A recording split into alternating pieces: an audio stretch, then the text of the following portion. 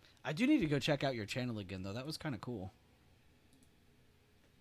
I'm going to pull it up on my other screen. I won't embarrass you. Alst. No. Filtered channels. Will it show his name if I look up Alst? Or do I have to look up Heraclont, whatever the fuck it was? I think I do have to look up the other name. Dude, is that your real name in real life? That would be so tough. Lion's Mane's Mushrooms? The hell is that? I gotta Google that now. Oh, I see what you're saying. Oh, that is the actual name for that, yes, known as lion's mane. Bearded tooth fungus. Wait, why is this your name on YouTube? That's pretty funny. Alright, I gotta search that, because your other name isn't popping up. Oh god. Now I'm getting a bunch of lion's manes videos. Filtered by channel. Oh, dude, I just gotta go back to that video and find you that way. That's crazy. What was that on? Seminar 1 and 2?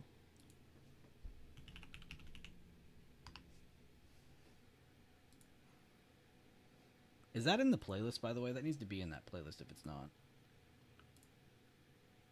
Okay, it is in the Welcome to BB playlist. I was gonna be pissed if it wasn't.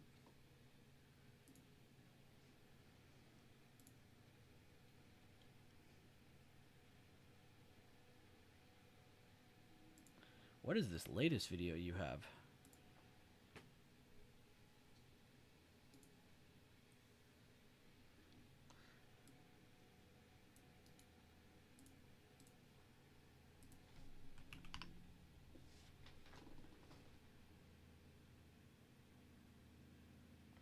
I don't know what this big ass L word means in your title, but does this mean it moves?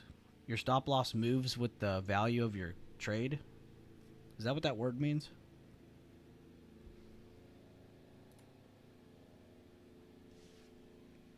I might be stupid, but I think I got the context. Because it's my computer's name, and for whatever reason, YouTube grabbed it in default. What the hell? Well, respect. That is some weird shit YouTube would do. Your stop loss tightens with increasing delta. Ooh, okay. How did you set that up? I might have to actually watch this video.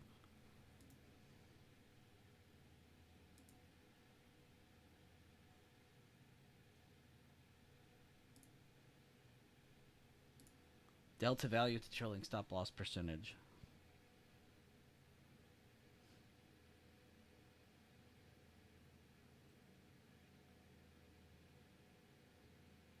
So if things are pumping, like the delta starts pumping, let's say, this would start pumping, like your stop loss will start going up rapidly as well, and therefore if that rapid change ever just stopped, it would hit, I'm assuming? So you'd actually get the most of the quick move, or of the rise in delta, I guess? I guess as well as if it gets worse. So it minimizes. That's kind of cool, actually. It, like, maximizes to the upside and minimizes to the downside. If I'm thinking about that correctly.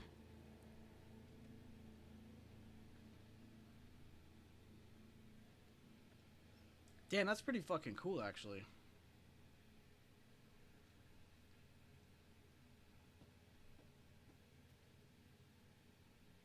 Did you post any of these videos in the Discord at all? I've done a pretty good job of promoting everybody's YouTube. I didn't even know you had one.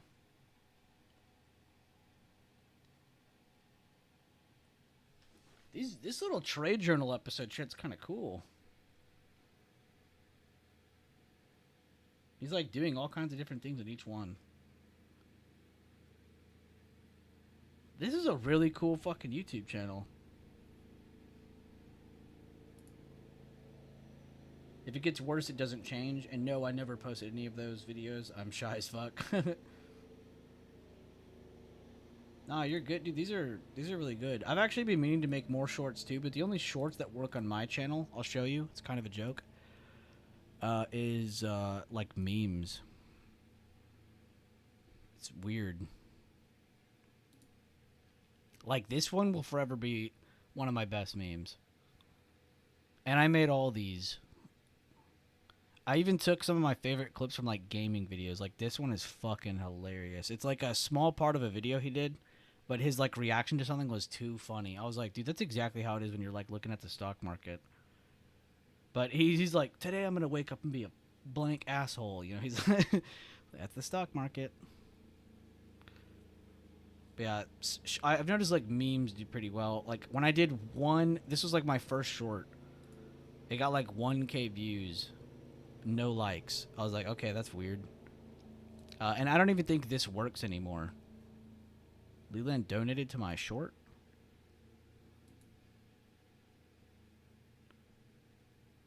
Oh, maybe it does still work. This guy couldn't get it to work 6 months ago. This guy got it to work 2 months ago. So I'm going to assume it was user error. I don't know.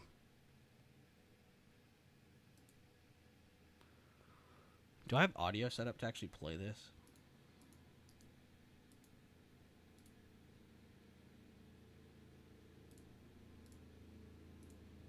So what is your name? My name? Yes, your name. My name is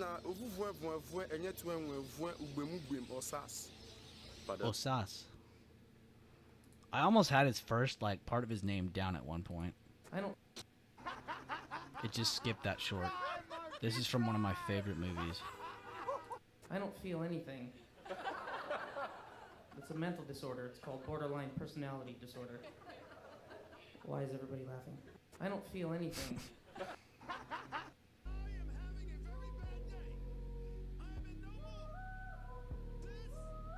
Can't get copyright strike if it's my own content, right? That movie's funny too.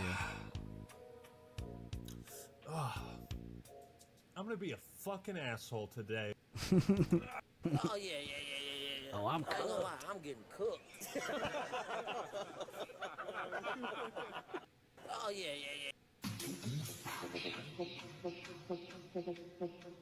Oh, dude, this was in the bear when we had nothing but cellar days. This was a time to be alive.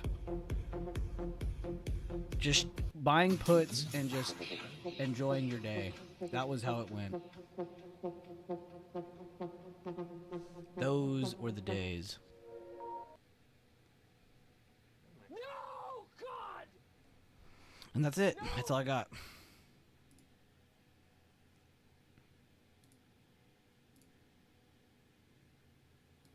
Oh God, FIPO always sends me things that make me sad to be an American. Let's see what this is.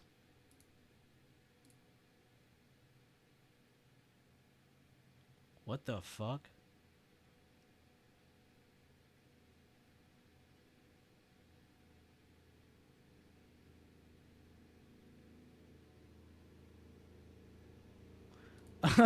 One of the top comments, nothing beats a tall bowl of milk with a side of milk.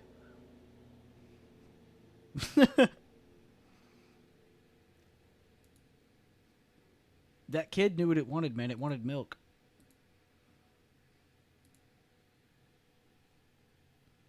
Yeah, with a side of milk. That's funny. There's a guy in Trade Floor dancing to that music. Was it really? Oh. That's funny. I see what you're saying. That was the first thing I clicked on. I saw that.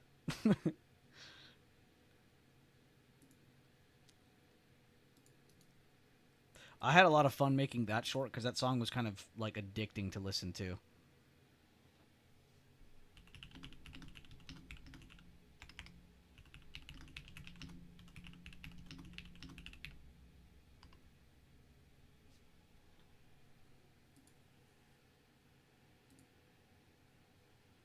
And the carpet got... Oh, yeah, the carpet got plenty.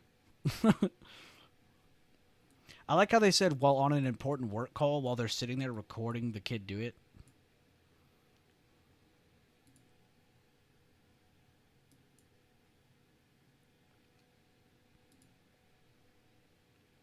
Is anybody trading anything, or are you guys all chilling? I know what Alst is doing.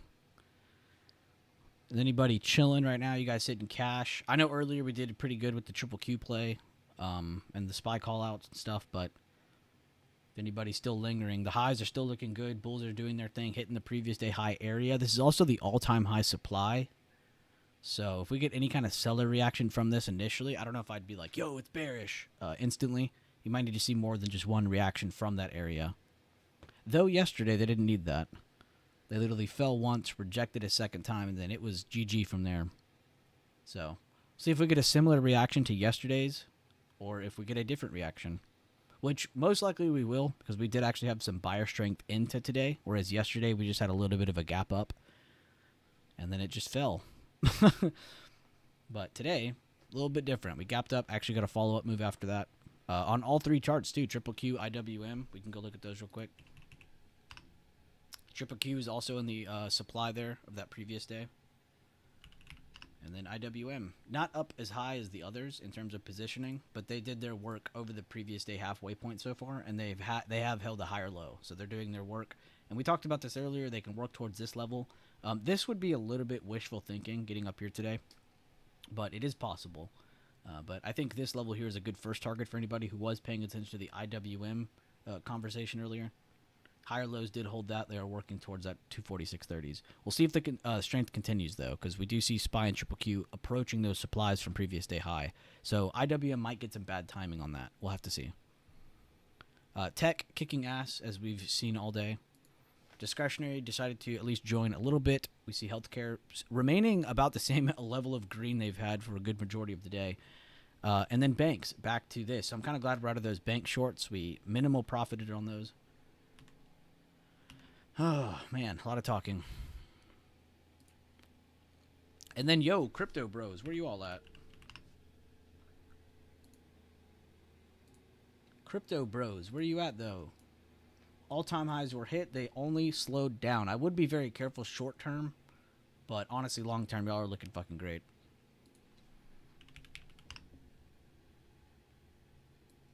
Which, fair enough, some of these charts deserve a little bit of a cool down. They did just bounce pretty massively. I mean, coin literally just went up almost $100 in like 2 weeks. Pretty good, pretty good. So we've seen Tesla run, we've seen the semis run, we've seen Amazon run, we've seen a bunch of different charts run. Meta did its thing and they pulled back. So I'd like to see this be the one that runs next, but I think that's a little wishful thinking.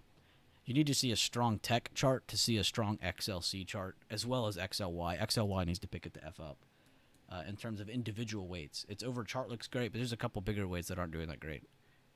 This is mainly because of Tesla, Amazon.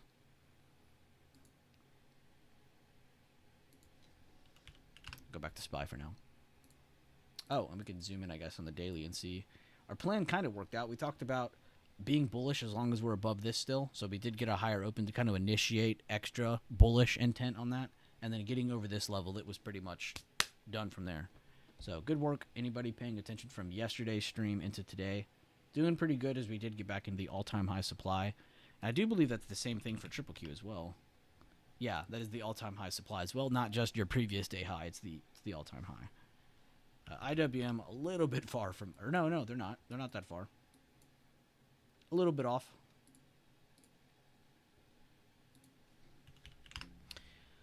Let's see, though. I hope you guys have enjoyed some of the updates, too. I've been trying my best to kind of switch between all three. I know I have people in here who watch all kinds of charts in here, but I know the majority of us are watching at least SPY or Triple Q or IWM. How's gold looking? Oh, gold's looking fucking great. There's a couple tickers you can look at for that, actually. I like to look at /GC just because it's the gold futures. But, yeah, no, gold's been... I talked about this like 5 years ago when me and my friend a while ago got like a bunch of like iron bars and shit like that. Or, not iron, silver. Sorry, I can't speak English.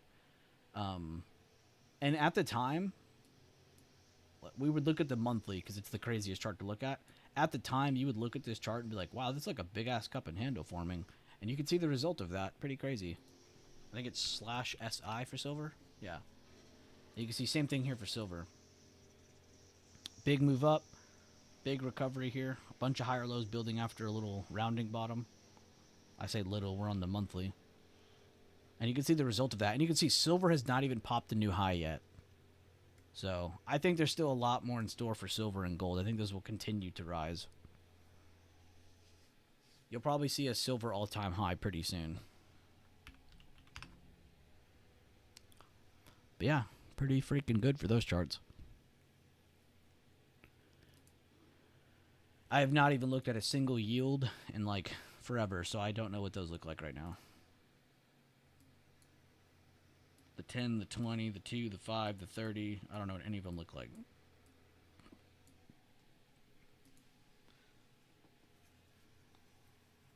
Good that you bought into it. Good shit, dude.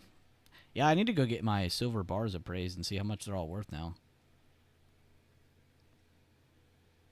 I only invested like 2.5K. So I'm assuming I'm only up to like 5K in silver. Also, you will love the song in Discord.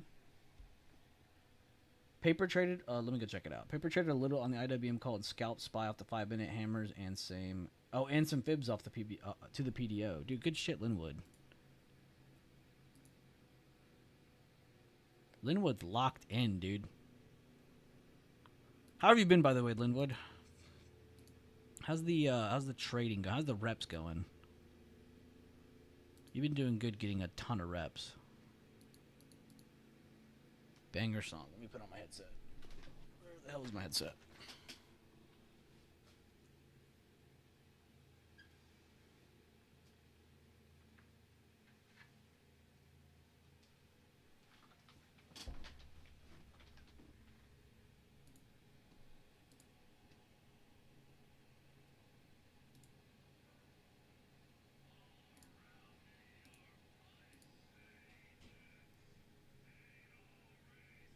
Jesus, that's a crazy, crazy remix.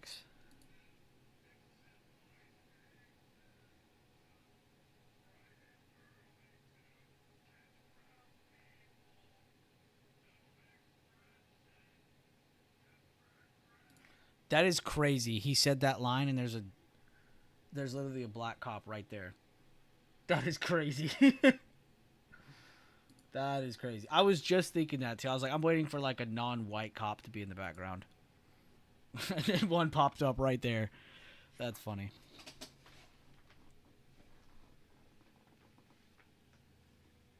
Reps are doing pretty well until I get bored and start playing. That is why I take very few trades. I get bored. Oh, very few live trades. I get bored. I see. That's a good method, though. If you get bored, why try to force more live trades, you know? Just go get another rep that you have no risk in. To get it out of your system, but to also not put yourself at risk. That's pretty smart. No, that is a pretty funny song, Fipo. A little fucked up, though. Yeah,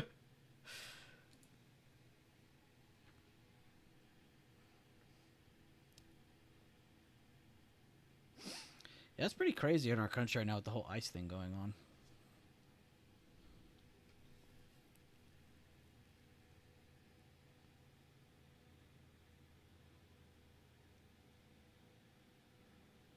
I have that song stuck in my head now. Not the guy singing it, but the song he took it from now. That is a good song.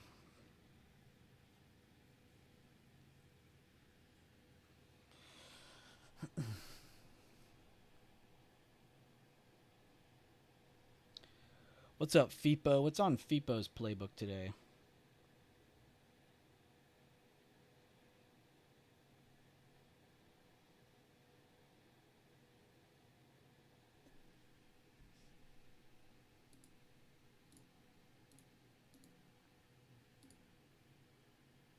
Hey, playoffs are Friday.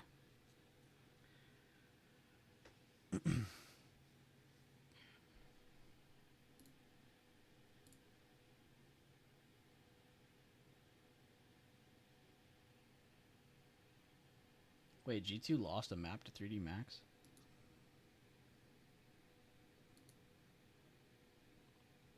Oh, it was Inferno. Okay, fair enough.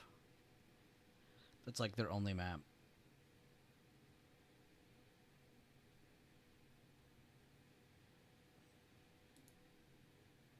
People are sleeping on 3D Max and Gamer Legion, dude.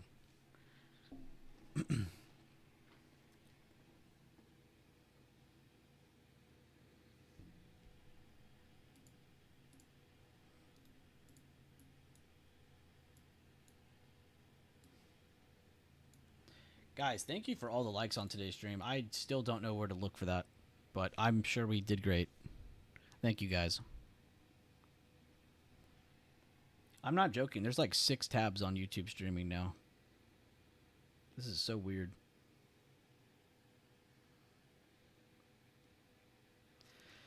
Oh, man, I'm just so proud of the TA, man. I really am. All that hard work from yesterday, the second stream from yesterday, that it all worked out. Really happy about that. I would definitely go peep that too if you guys want. I still need to go cut a couple clips from this stream. From the conversations we had, but there were a lot of good breakdowns and summaries of those conversations in here, and kind of re-talked about them, but then also just the simple breakdowns for the different charts. That was fun. We need to do more of those. We've done 2 of them now.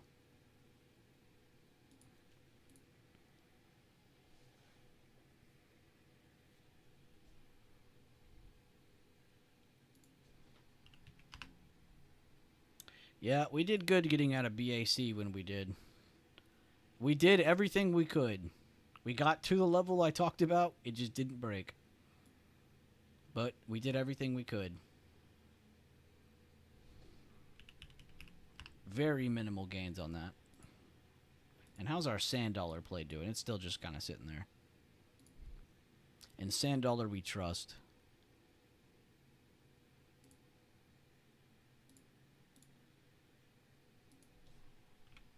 Did IWM go at that level yet? Nope. They're still getting close. I think this really does rely on if Triple Q and Spy tap out here or not for IWM, if anybody's still watching that chart. That is a big one.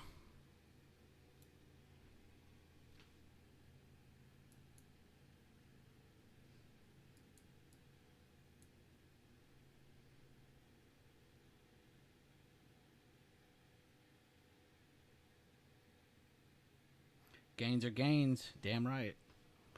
Are we thinking of getting back in with possibly? No. I'll be honest with you, Alst. Whenever I do a play like that, I don't double dip. I avoid it. I just find a new setup. Because we have a strategy that will have plenty of setups pouring in every day, if not every other day. So it's just about when we want to force our hand, when we think the timing is right.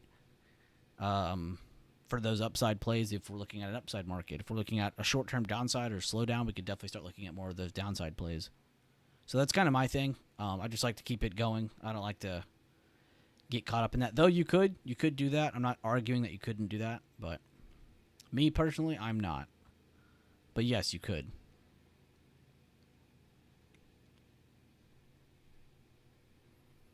That's just how it rolls here.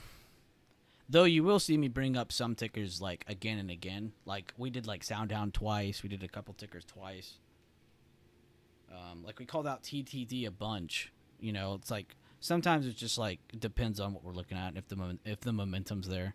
TTD had like the most perfect timing to keep going up. But that's my personal take on it. Everybody else has different comfortability, so it's really just up to you. I see Costco's got a green day again. That's not bad. I still really like this off the lows, and I think it's just waiting, man. It's just waiting. This might be the next long play, to be honest, but a bit risky because it is just barely reacting to the lows. It's only really done it twice. So not a bad watch, but a little bit risky. Still may be a little bit early on that. But Costco risk reward is pretty crazy right now. I could say the same about Target, except they're just now doing that today. So they're really relying on the market to do pretty good. Not just Target itself. But this one's another one that's looking pretty good risk reward for upside. It just might take longer than you think. And this is another one. I think this is a good third place for that same kind of watch list. Plays that probably will keep going up, but it might take longer than we think. UPS, I'd have to throw it right in there. So there's a bunch of really good like longer term watches. There's some good mid-term watches. The scanners each day can bring in some good overnight short-term watches, but It really just depends what we're all going for. But I will let chat know when I have my next like most confident play ever. This week I've made it very clear the plays have been just kind of They're not the greatest. The scalps have been fucking wonderful though. So I guess we have that to fall back on. When the swings aren't hitting as much as a Google or AMD swing, 100 to almost 400%, we can rely on some scalps. Which, again, that was my main focus in yesterday's swing stream. We talked about today. Yesterday it was tomorrow. Talking about how today was going to be a really, really good scalp day. So I'm happy to have been correct on that. Our analysis was right up the right alley. It's just, we got to follow up that momentum now. Because if we can get more all-time highs, I have to assume all these good risk-reward setups are just going to keep going up. UNH at 373. Let's fucking go. Good shit, Alst. Give us that 380, damn it. Good shit, dude. You did really good on this. You've been covering this day in, day out. Same thing with Intel. I know Intel had its ups and downs, but you've done really well with at least breaking down your analysis day in, day out, week in, week out with a couple different tickers. I really respect that.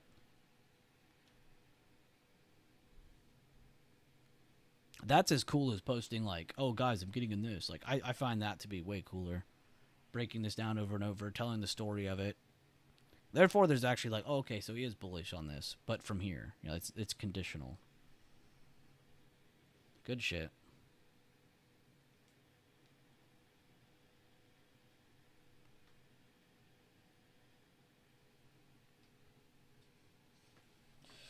Oh, what a week of streams this has already been, honestly.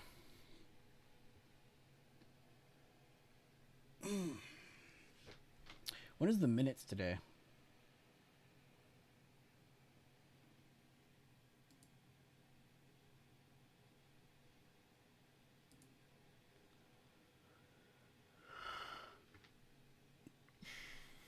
Oh, we still got a couple hours on that. The global economy is faring better than feared despite acute strains from multiple shocks. What a sentence.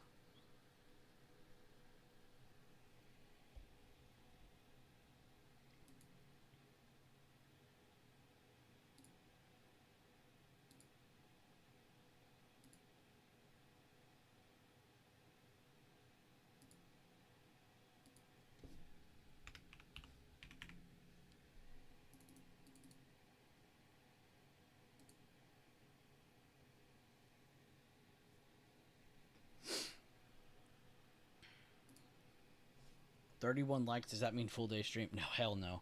I need to honestly end the stream towards lunchtime so I can actually go cut those videos up from yesterday's stream because it does take a while to do that.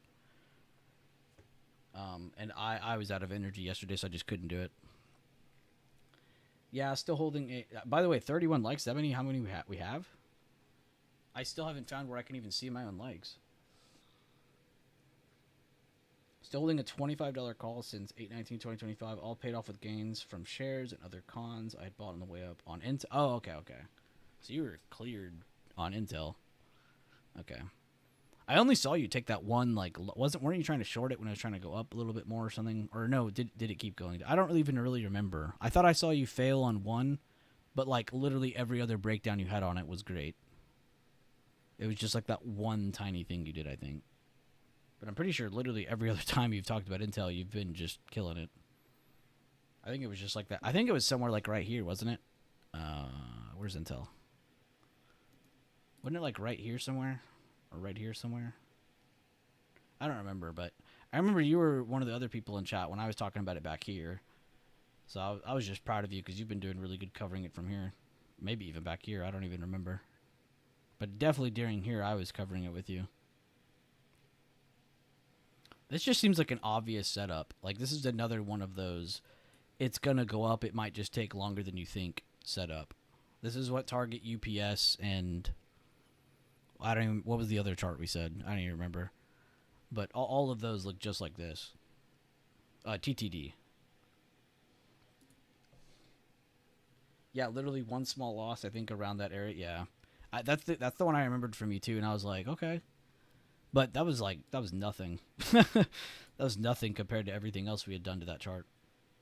And honestly, it still looks fine. To be fair, they do have a lot of good news backing them up now, but they got good momentum.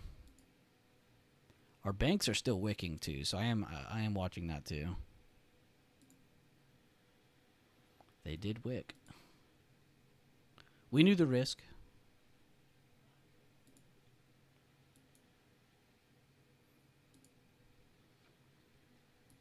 Microsoft, I'm not really surprised to see this slowing down against this. We talked about this very early, this working up to at least go hit this level. But it would be a challenge to get above these, to actually break towards all-time highs, because that's basically all that's next once it gets past this. So they didn't get the most love today. Semi's got the love. Apple's still just... That's another one. This is another one that's like... It probably will go up, but it's going to happen a lot later than you think. Honestly, too, this and a couple others that are sitting just under their all-time high or at all-time high are probably going to be what triggers new all-time highs if they come. So if we get more SPY highs, more triple Q highs, new all-time highs, you're probably going to see this follow through as well. So you can probably watch all those together since they're kind of in the same exact spot in terms of positioning and where they are compared to the ATH. So I think Apple needs to be a big watch for everybody too, just because of the impact it can have if the market does keep going up. That could be a really good all-time high chart to take part in.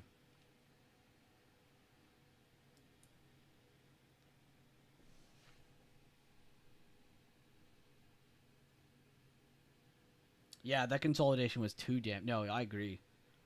I 100% agree. You see stuff like that too, man? Definitely post it. When it's got that rounding kind of look to it.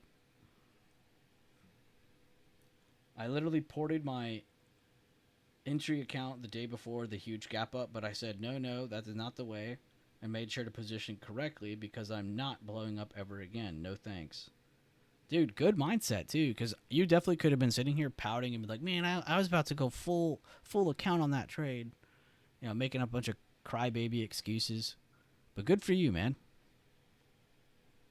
My delta was like 700. Dear God.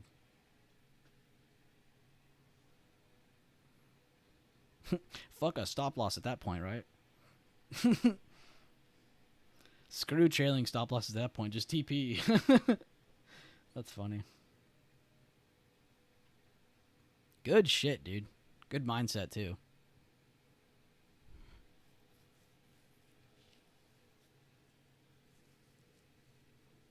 No, I like when I see those posts in there. I really like the trade reviews lately, too. I know not everyone is doing the best job of going to post all their reviews because some of them are just doing it in trade for. Totally fine. But I do really like the trade reviews in chat recently. Some of them have, like, Nardo Babies is the one top of my head. Really, really nice.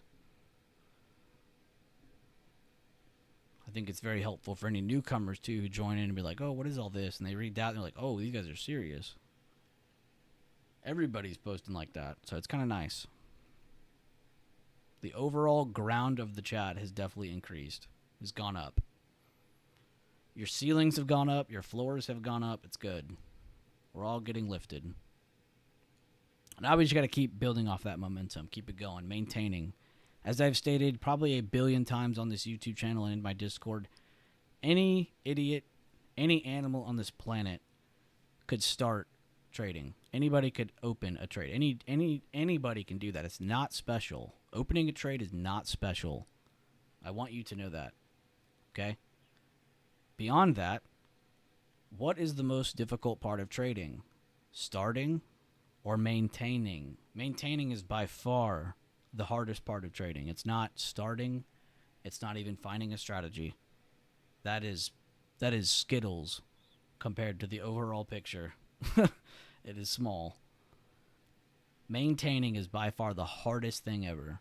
And the only thing you can do to kind of keep yourself in that mindset too is kind of how Oust put it, you know? Putting himself in a position where he can make sense of things when things go right, when things go wrong. Everything's kind of pre-planned out. It's all prepared for. It's like a camping trip. You wouldn't go on a camping trip just randomly. You'd need to bring some stuff, or else you're screwed. You're not going to have a fun camping trip. It's the same thing.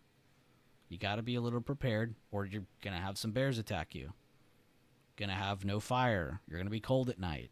No tent. Guess what? You're sleeping in the vehicle. Why'd you even go camping?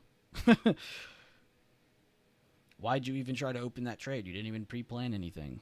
It's the same thing. Stop losses are the hardest for you. It really depends on what you're taking, though. You know, and that's why I talk about all those videos and we go through all that stuff so much in these streams, is because like each trade has its own risk, has its own risk reward. You know, you have to understand how to plot that. So it really depends what you're taking. Like on Triple Q today, I'll go over my trade. And then we'll go over a loss as well, just so we're not looking at when things go right. So on this, I just really like that we got the higher open. So I got one reason, right? And this is kind of what you have to do with yourself. You have to come up with things that you like. I like the gap up. Gap up is one. I like that. Good early momentum. What's the second thing I like? I like the retest holding the previous day 50%. Just so we're clear. I like that as well. The third thing I liked, and this is what we did in stream at least, is we liked that SPY was not helping at first, and this didn't really help Triple Q break out. SPY started recovering. It got back over the level, struggled a little bit, started helping even more. That only increased our chances of doing great on this setup that's already sitting in a spot that should be going up. So if something else helps that, that was our third reason to like it. So I normally only pick like 2 things to pick out that I like, but we had a lot going for us on this one. And we got in. I actually got in towards the beginning of this candle. It was supposed to be at the end of this one, but the beginning of this candle. So the quote was a little bit higher than I wanted it to be. Right? So what is our stop loss in that scenario? And let Jennifer answer. In that scenario, when I came up with these different things, what is something that could get me out of this trade and I'm not losing my whole position and it makes sense? Because it needs to be all of those to be a stop loss. And you could do the whole trailing stops. I have never once complained about trailing stops. But I also like to come up with this as well, so you have something else to kind of go off of. You're just using your context to come up with your stop loss. It's the same thing for when you're winning the trade. Where's my targets? Oh, I'll just aim for the moon. No, you can't really do that. It's not feasible. What do we need to do? We need to aim for things we actually have marked, things we have up here. So if I start to see, oh, it's going up and I start to see SPY slowing down, one of the reasons I liked it, well, I'm probably going to get out of this, you know? Get out of it before it starts to turn on me. But where would you place your stop loss on a trade like that, where we're entering the beginning of this candle? Based on the context I just went over. What are a couple things we could use to get us out of that trade before things get hairy? And we'll go over a loss as well. Like I said, I don't want to just go over a winning trade. Let's go over a loss as well. So I'll do that right after this. And I'll do the same thing. We'll go over it. I'll ask you the same question.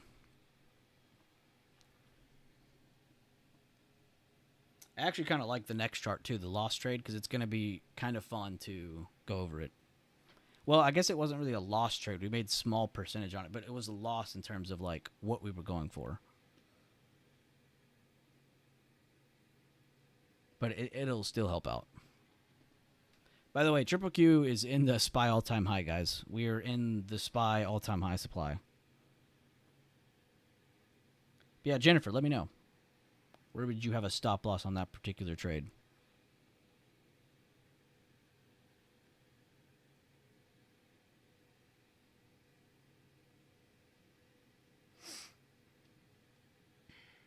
Someone tell me, is SPY also doing this, what Triple Q's doing? I don't want to switch charts yet.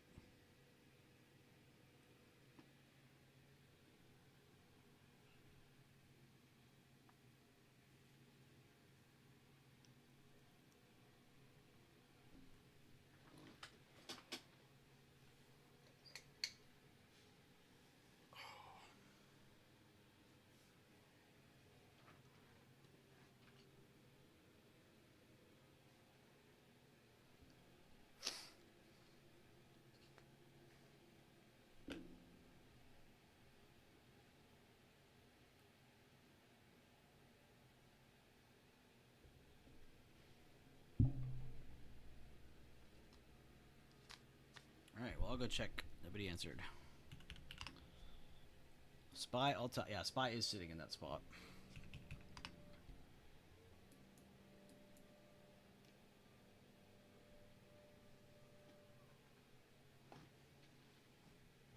Well, I have a small account, so I often take profits at 20% or when I see the first wick. Ooh, okay. I have a great little routine for you to go through then, Jennifer, that I think will help you out a lot. Linwood is kind of on a similar thing right now. You need to definitely not focus on how much your play is up or down. That's not what you should be going off of if your account is small. You need to be using the context of your chart to either like it or not like it, to be in or to not be in. Because you're kind of minimizing your ceiling and your floor, your potential. Which is good for a small account, but it does minimize what you're going to be doing. So I would personally keep doing what you're doing, but outside of that, I would also try to get some reps, like some mental reps or paper reps, whatever helps you. Because I know some people don't mind doing it mental, but some people need to click on something for it to help them, which is fine. So either or works. But you definitely need to start utilizing the theory that we're using behind the levels. You know, if you're above a bullish level and the other charts are also helping you, you should have full confidence. You shouldn't be like, oh, I'm up 20%, let me take it here. Go for a target. Aim for an actual level marked. And it's funny, too, because we have strategies for that, too. Let's say our first main target is up here, right? Yeah, it would be nice to take a contract from here to here, but that's not really feasible, is it, Jennifer? Not for me either. That's pretty fucking crazy. So what I like to do sometimes is I'll draw that level in between, and I try to go for something in between that, minimize that. So if you want to minimize in that fashion, that's fine. But I would personally get more reps on that, on like your off time. Whenever you're not actually trading something right then and there, I would take that time to take a mental rep or take a paper rep, whatever helps you. But do that in your off time as well, or even after the market's closed. You know, try to run it through your head just a little bit so you get that. Not really, it's like muscle memory, but not really. It's like visualization practice. So I don't hate what you're doing. I think you're limiting yourself by doing that. And again, I can't tell you what to do, Jennifer. You could tell me to go fuck myself. You know, it's whatever. But that's just how I see it. Because I think you're doing great, but I think there's definitely, if that's what you're worried about, I think there's definitely more you could do. To fix that, to just kind of alter your mindset on that. You know, it doesn't have to be limiting yourself. It could be opening up yourself and then also understanding the context. So if I'm, like, back to my question, Jennifer, because this is for you. If we're entering a trade right here and we gapped up, that's my first initial reason. This is my second reason because I like that we're holding this. And then my third reason is because I like that SPY is kind of joining in the fight a little bit more. Where would you place a stop on this on the chart itself? Right? We're not even talking about the contract. We're not talking about how much we're up or down. Where is a place on the chart that would correctly identify that my trade is going to be wrong, if broken? That's what more or less you need to be asking yourself and going over when you're looking at what you're trading, right? If you have a couple reasons why you liked it, you need to be using one of those reasons to be out of it as well. Let's say I'm trading Tesla. Or no, wait, I'll do a different one. Let's say I'm trading Apple, and it's going up with tech, right? Tech is doing great, XLK is doing great, Triple Q is doing great, NVIDIA, AMD, Microsoft, they're all green. They're all doing great. And then suddenly, every single one of those charts flip red, but Apple's not yet. Apple's maybe getting a late reaction. What should be our just natural reaction to that? Oh shit, Apple might be slowing down soon. Because of the other things that we were using to help ourselves be bullish on that, to allow ourselves to like that it's going up. So we need to also use some of those reasons to stop ourselves when they aren't still going up, when they aren't still looking bright, when things aren't going right, when things aren't going how they should.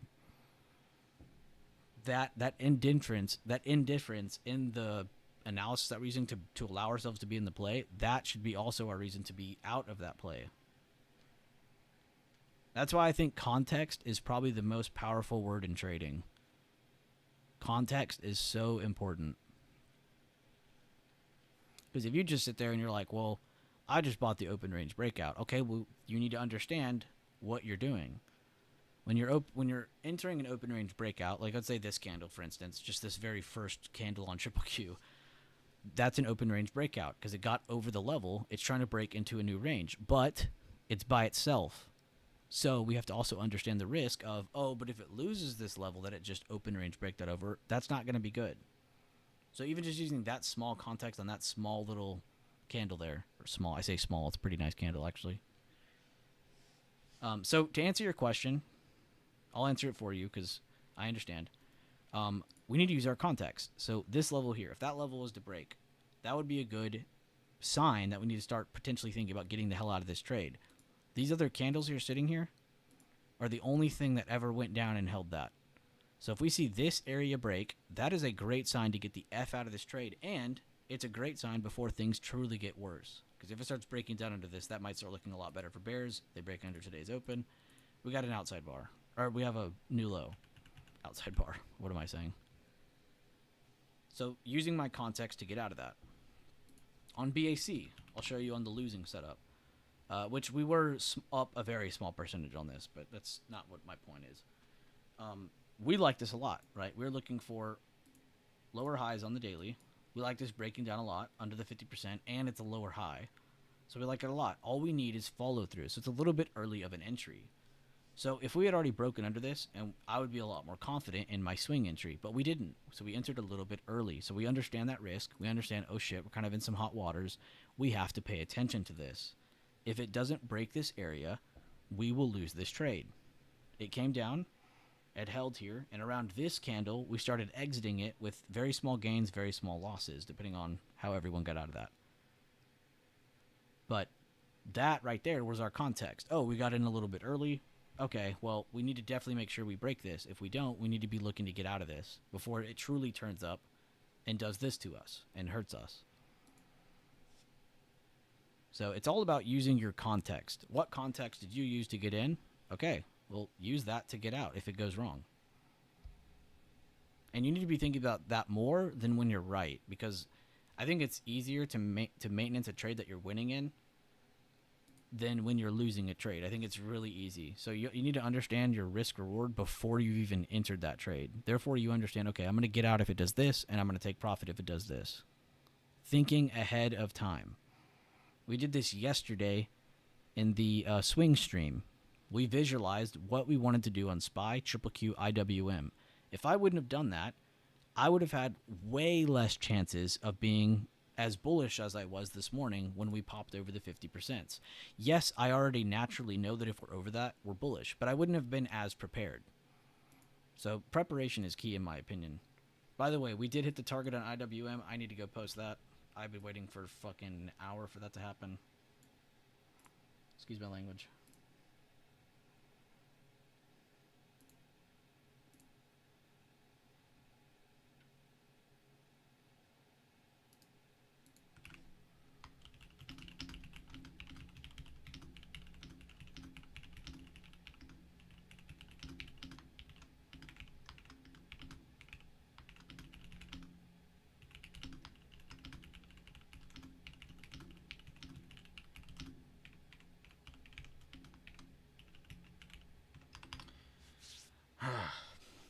Just to read out what I typed out, I said, let's go IWM, called out the move from the retake of the previous day 50%, was around here, to the target after the 80% entry of hitting around 246.30s.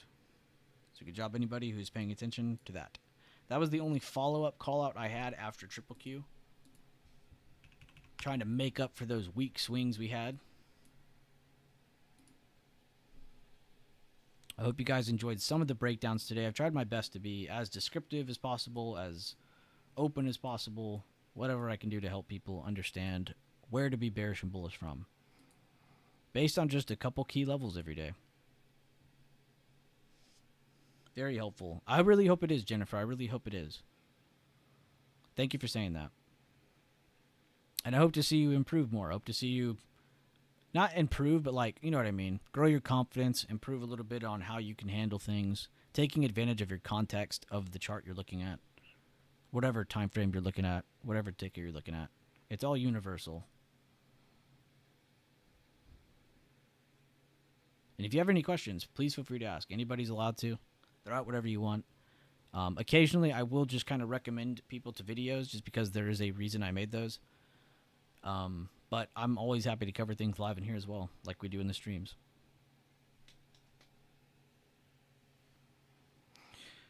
But yeah, definitely check out the Welcome to BB playlist if anybody in here is a little bit new or you've never been here on the channel before, or maybe you've been here forever and you just need a refresher. Please take that challenge upon you.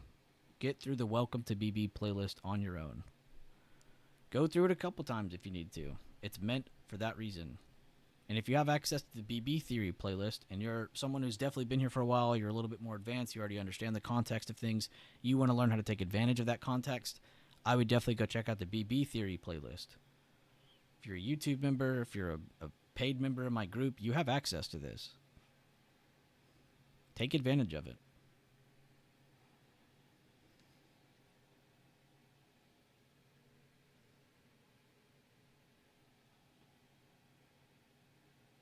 Very good point, too, by Alst. I like that as well. And no, I didn't say that. We just covered context. But that's a good extra point as well. Taking advantage of the staircase method kind of style of thinking. I like that a lot, too. That's kind of what she's doing a little bit right now, though. She just needs to work on, like, step 2 of staircase. Like, she's kind of done. She's done with step 1. Like, she's like, all right, I can get into my trade. I can get out of it. Now she's kind of worried about where she can get out of it when it's going wrong, but also when it's going right. You know, where the hell are my other targets at? You know, that kind of thing. She's on it. She's just got to work a little bit more on it. But she's right there. Plus, Jennifer's been in a ton of these streams. She's not completely blind to some of these things. She knows what the hell's going on.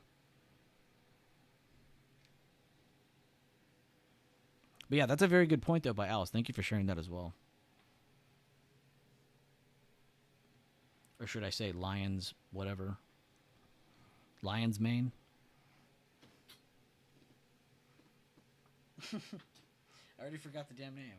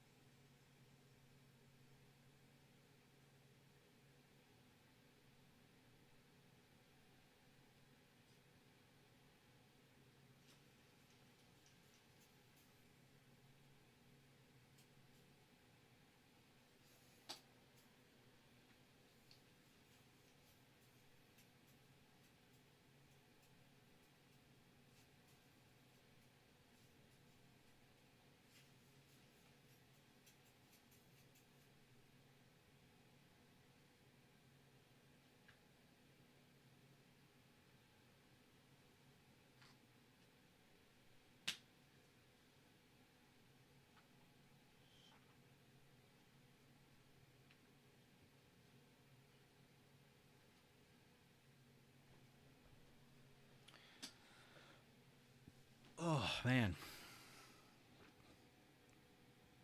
Still under previous day high. A lower high could bring a small pullback, but bulls are here 100%. Hitting the lunch phase / hour after some good moves. Oh, yeah. No, you're correct. We are past the first phase of the day by about 40 minutes now. So, I think it's good to at least point out that we're at a part of the day where things could top out. But keeping in mind that we are still very bullish. And I'm not here to pat myself on the back, but I would like to point out we have been very clear on remaining bullish the last 2 big dips. Now, this last one wasn't that crazy, but this one, we have been hell-bent on remaining bullish when this candle appeared. When this appeared and didn't break this level, we have remained hell-bent on remaining bullish until this area was broken. We have set conditions for ourselves to remain bullish. We have set conditions for ourselves to start becoming a little bit more bearish. Please pay attention when we go over these things. I'm not here to act like I'm Jesus Christ of candlesticks. I have no idea what's going on, except what's within my system. Be conditional and be prepared. And not just myself. I would like to pat my whole community on the back. A lot of them have done a very good job of understanding we are still very bullish and nothing has changed. Right? You need to have red days for liquidity to go back up. That is a must. Get used to dips happening. They are common and they are needed. It is not institutions fucking you. It is not market makers staring at your account waiting to see how they could screw you and take all your money. It has nothing to do with that.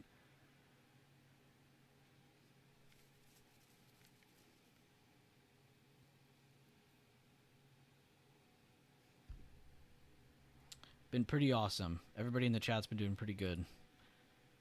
So you need to kind of set yourself like macro triggers too. Like, am I still bullish or not on the bigger time frames? Then you can start to take advantage of your smaller time frame, your more micro call-outs to yourself. Giving yourself context. Today's open definitely helped out, though. We talked about that very heavily in yesterday's like swing stream thing. Just because that opening momentum was huge. Can I get an amen? Also, where's Jim Cramer at? He said no government shutdown. It's literally been a week.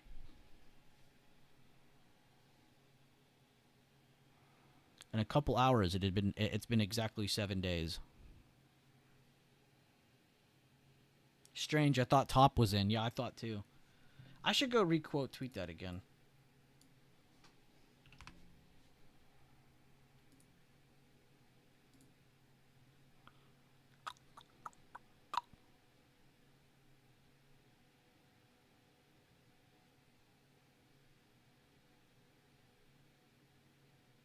Wait, Jennifer, don't you trade SPX a lot? Or am I thinking of someone else?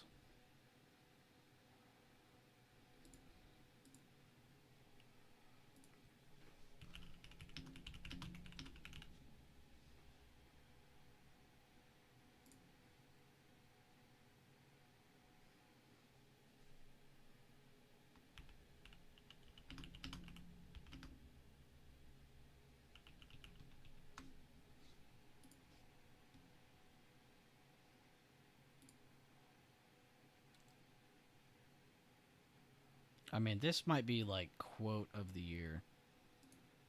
Top is incredible. Continue to fuel the bulls. That has happened time and time again over the past 3 to 4 weeks. You do? Okay, you're who I was thinking of then. I can kind of see why you have that rule in place then. That is a little bit different than your normal trading. You can't abuse your context as loosely on SPX as you can on like SPY or Triple Q. Just because the volatility. So I guess you could subtract some of the stuff I was saying to you. But I would still try to abuse your context. You know, find a couple things that you know help the chart remain bullish. Jump in it, have confidence in it. Find something that gets you out without screwing you. If that's setting it at a certain percentage, fine, but don't let that screw your overall trade.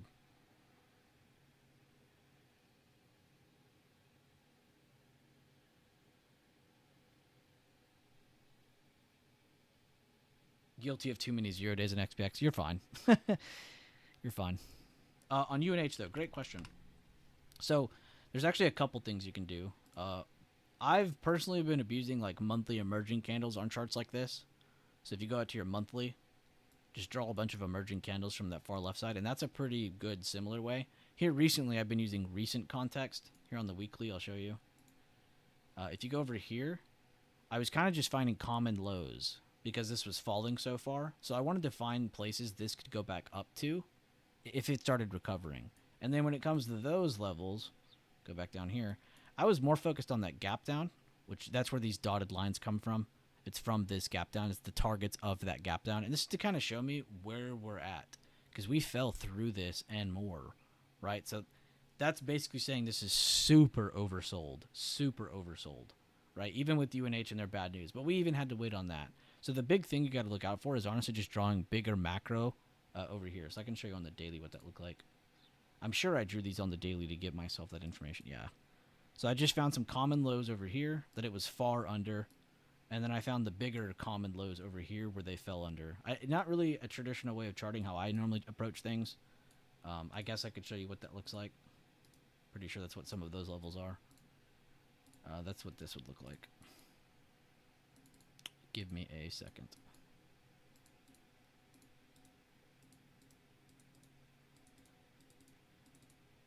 But just finding some common lows or highs from the far left on bigger time frames, though. That's the important part. Like monthly or weekly. And then view it on your daily time frame. That's not what I wanted. That's what I wanted. And so you can still get levels no matter what. On a chart like UNH, it has price history, so you can do that. On charts like Coinbase, where there's not price history like that, it is a little bit harder, but you do need to rely on your recent left information. So if I have like a high over here, I want to focus on that. If I have a gap down right here, I want to focus on that. I want to focus on the barriers of the gap. I want to focus on the 50% of that gap, which actually that looks like that's where that rejected. But yeah, so there's a couple ways you can go about it. Using your historical monthly emerging candles, totally fine. Using just recent left information, totally fine. But it can be difficult on some charts. Like UNH is one you could definitely get levels on. But there's definitely a lot of charts out there where it's like, what am I marking? Which typically we stay away from a lot of those. But there is occasionally going to be some. Like Coinbase, I like to use that as an example. Because it is definitely a hard one to get levels for if you're using your historical level method. But I like to use the recent left. The recent left to kind of help out. Like right now, I don't have it marked. But in my head, I know that the high to the open of the last green candle right here before it kind of dipped back down. I know that as long as it... Here, I'll just draw it like this. I know that as long as it stays above this now, that it has a lot of good upward pressure still because of it holding this supply. So it's just basic supply and demand in some cases. Which again, if you haven't seen that video, that one's pretty cool too. It's like a couple minutes long. But it just shows you how to draw the supply and demand of any time frame. But I mainly use it for like the 5 minute in the daily, stuff like that.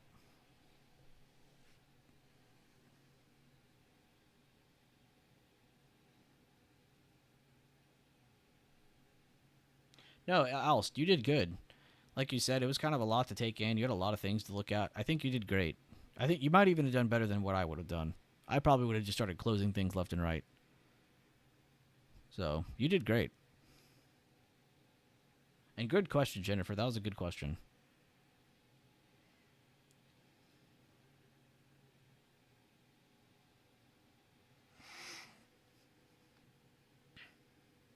Amazing. I went long there too, but had to stop away and put a stop in that. In hindsight, was too tight. And there you go. And you can use that hindsight. Yeah, right now it sucks, but in the recent future, you could actually take advantage of that information and be like, oh, well, I'll just do this next time, or I'll have it under these higher lows next time, or I'll have it under this wick. I'll use that context or whatever. I'm not sitting here saying the system is like perfect. You're gonna make profits every single time you approach the chart. No, I mean, things are going to go against you. That's why you need to also prepare for, okay, well, I'm bullish from here, but if this fails, I'm out. I'm bearish from here, but if this fails, I'm out. Like, you need to have that context, too. But yeah, good point by Dr. J there. I know he wasn't even trying to make a point, but good point. Because in hindsight is a good thing to think about. Can't do it every trade. If you're saying in hindsight every trade, you're going to go nuts. But it is nice to take advantage of that for the next opportunity you may see. All right, let's go back to IWM because I need to see if this baby's still going. Oh my God, she's so fucking beautiful. She's so beautiful.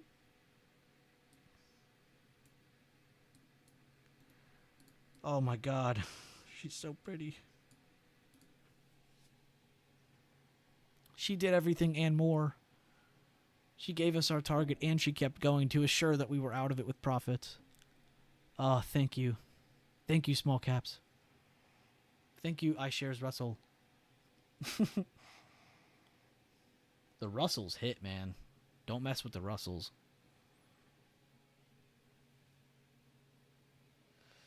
Thank you, IWM. Thank you, Triple Q, earlier, too. Man. That was fucking sweet. Like 15, 20 minutes, we're out. IWM too, man. I'm so happy this waited for us and actually gave a second opportunity so we could take advantage of it after it slowed down after Triple Q did its thing. Ugh.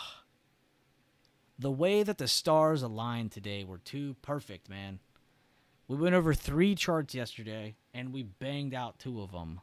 I love this market. I love watching this market. I love watching how many people online are losing their minds every time we get a red candle, because that can only mean one thing: liquidity for upside. Until the landscape of our economy is changing, until the landscape of interest rates changing, until any of that changes, nothing changes. Nothing has changed. The government is shut down. They're not even dropping market data right now.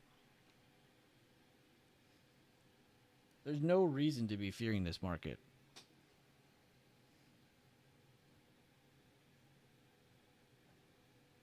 Honestly, Alice, when you get to that point and you are trying your risk on some same days, I would be very limited on those. I would not trade them all the time, and I would not trade them heavy. And please, for the love of God, if I see anybody swing SPX, I don't know what I'll do, but just don't do it. If you're going to swing S&P, swing SPY.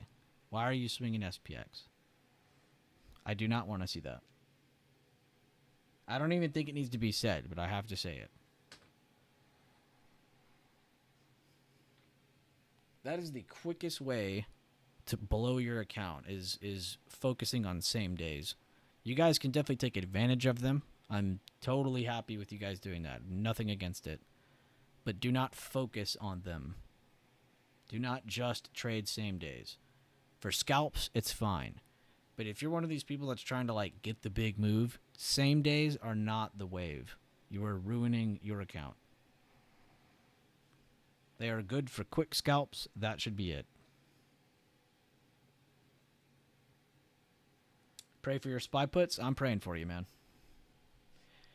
Honestly, if you don't get above this area again, you're looking fine. But I would be a little worried if I was you, considering we've just been kind of churning up all day. But this is the all-time high supply, so this is where it could reject, so I'm not going to argue that. I'm praying for you, man. They going to get rid of the 25K PD. Yeah, they're getting rid of that soon. Such a stupid rule anyway. It's really stupid, too, because you can circumvent it so many ways. Like, he's on a certain account where he can't do it, but he could literally go open up a different account and start doing it. That's my problem with it. It's like, what's the point of even having the rule if you can circumvent it? There is no point of a PDT rule. No, the double tap is nice. That's why I don't think your play is completely fucked. You are correct on that. I was just letting you know from my chart, that's what it looks like to me. Nice uptrend chart, but you are correct. It could start to struggle here against the all-time high supply. And you do have the double tap. You are correct on that.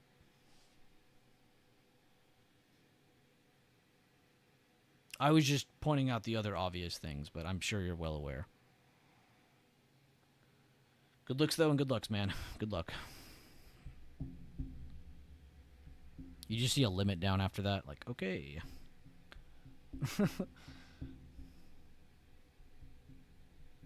And we are in the lunchtime phase, guys, so a slowdown is higher probability than normal, just because we are in the lunchtime part of the day, between 10:30 and 1. In this time, you can see a lot of consolidation. You can see some slowdowns, some pullbacks. If we do see a break over the all-time high supply, we have an extension target not far above it, so keep that in mind. Good uptrend day, though. We did really good with the bounce back the past couple weeks. Did it again here. Really proud of the macro analysis we've been doing together. You need this positivity? I got you, dude. But hey, when you're wrong, though, I want to see the same level of positivity. Hey, I got it wrong. It didn't work out. I cut it. Whatever. I want to see the same energy on both sides. We'll see what you get, though. You're looking good so far.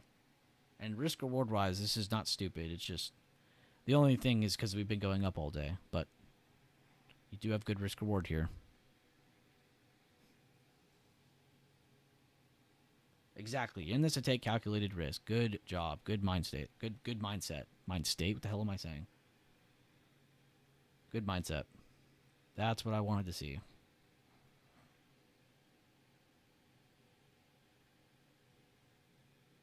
And I like your input too. Thank you for sharing that. Oh, man. If you guys have been here all stream, by the way, make sure you stand up for a second, stretch, get a swig of water, something like that. No, coffee doesn't count. How many of you drink coffee? How many coffee drinkers we got in here? If I was to have a cup of coffee, I would be like the squirrel from Over the Hedge. I would be able to stop time.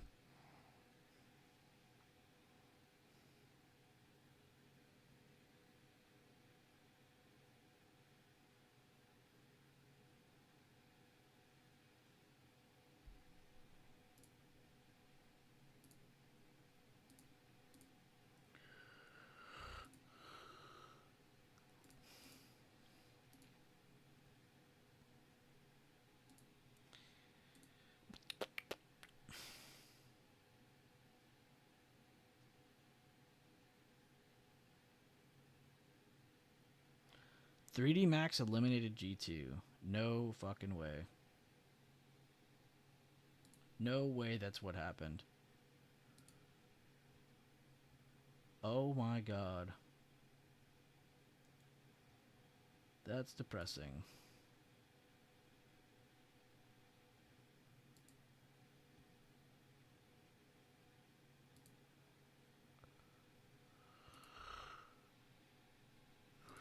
Oh, I didn't even post the briefing update.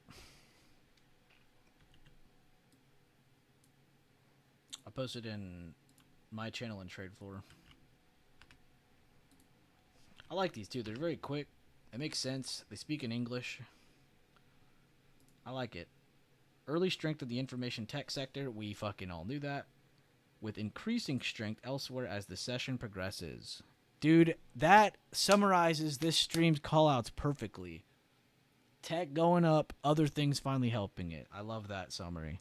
Buy the dip action has the major averages close to record high levels. Yep. Fucking beautiful.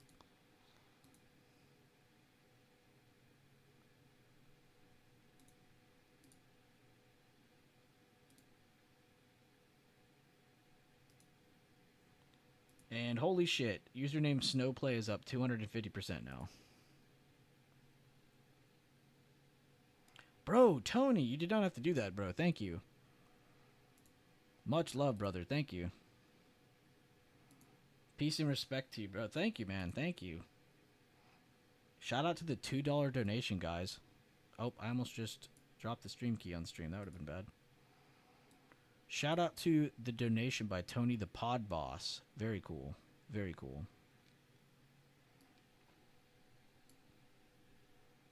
Linwood said me. Love coffee. This guy said I bleed coffee. That's Eric. I bleed coffee. Love coffee. I need coffee. Okay. We have some coffee guys in here. Is this the streamer that actually learns you something so you can get rich on your own? Because in that case, I am locked in. What's up, Tobias? And nobody make fun of his English. He's from the Netherlands. He messed up one word in all of that sentence. I don't want to hear any jokes about it. What's up, Tobias? How you doing, bro? How is the weather in the Netherlands? The weather in the Nether. There's plenty of water in your coffee. How do you guys make your coffee? You make it at work, or you have like a machine at your house, or you grind it up yourself and do all the, you know, everything? Everything from scratch? Raining for the 5th day in a row. It rains a lot in the Netherlands, doesn't it? The weather in the Nether be wet. Potential breakdown of the all-time high supply, guys. If this does happen, there's a couple areas you need to keep on watch. One, short term. I don't know why I'm grabbing the purple level. One short term is the bottom of this hammer, just because it's the last hold before they did go up into this area. So that'll be their last trigger point. If they break down under this, very good chance you're going down to these highs and maybe even these lows right here. And then our last major level, of course, around the today's open, the previous day 50%. So a couple levels to look out for in case we do see a breakdown. If we do see a hold of this area or a break and a retake, liquidity grab very possible on an uptrend day. All-time high is right there. So keep that in mind. Nice recovery, or nice reaction to the high of all-time high, though. I'm saying high a lot.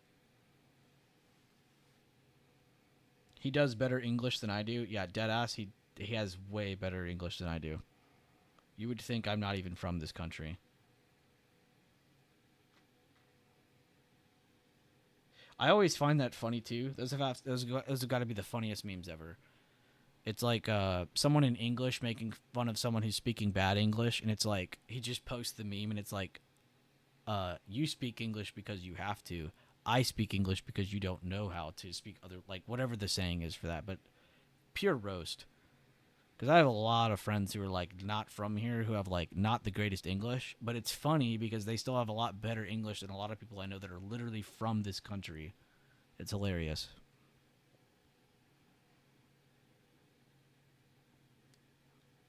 I have an IV of coffee inserted into my arm once I get to work every morning. IV coffee, that's tough. That's how you stay locked in. When people say they can, like, feel the matrix and break out of it, like, that's probably what they're doing. IV of coffee. You could feel the walls of reality when you do that. High quality espresso machines for me. Automated slob for the wife. What do you mean automated slob? Like the water machine things? Like a Keurig? Folgers or pods or the for the Keurig? We have a Keurig, but now we have this different thing. It's like an actual coffee machine, and it actually spits out pretty good coffee. I can't drink it too much or I'll literally fly, but it is pretty good. It's like you drink it and you're like, It's one of those. Some of us went to public school.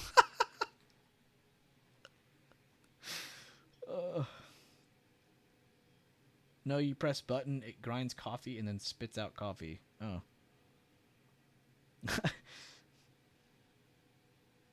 It's good, but not good. You feel? No, I feel you. I feel you. Yo, Boston. Yeah, what's up, Maddie? What's up, Maddie Ice? Maddie Ice looking Maddie nice today with the natty lights. Yeah, I'm still here. Everybody's got me locked in here still. We're still trapped. And bless Tony's heart, he donated $1.99 to the channel. This can go towards funding the weather machine in the Netherlands I've been taking advantage of. I'm making it rain every day there. Shout out to Tobias, hell yeah. Hey yo. Oh, you didn't know I was doing that? I was only asking you the weather to be, satire, to laugh at you. I already knew how the weather was over there. I'm the one making it rain. Stepping on the plane, see all tomorrow. Wait, oh, that's right, he's going home. I'll make sure to post reviews tonight. You too, bro. Thank you, Carter, for being here, and I hope you have a safe flight. By the way, what is the flight that you're on? What is the company? I'd like to know the ticker in case of any unfortunate events. Buying calls on whatever ticker Carter types out here in a second. If he doesn't reply to us, we're buying calls. Now I am crying and sad. 900%, I sold at 200% and was like, nice. Damn. Well, what'd you do after that, Tobias? Southwest. All right, guys, we got the ticker. Is Southwest LUV? I repeat, Southwest is LUV. All right, guys. Ooh, it's kind of set up for some longs, too, brother. It's just waiting for that event, you know what I mean? That event, quotation. It just needs that event. No, I really do hope you get home safe. I would actually cry if you had anything happen to you on a plane. Actually, Carter would be the kind of guy that would end up in a plane crash and probably survive. I could see that. That's some President Carter shit. See you later, Carter. Have a great one, man. I had to mess with him a little, guys. I had to mess with him a little. I'll never get over that joke. That shit's actually funny to me. It's very fucked up, but it's funny. We were all present in the very first crash. We were all here streaming. Those were not good days for the news, but it was a great day for Boeing stock.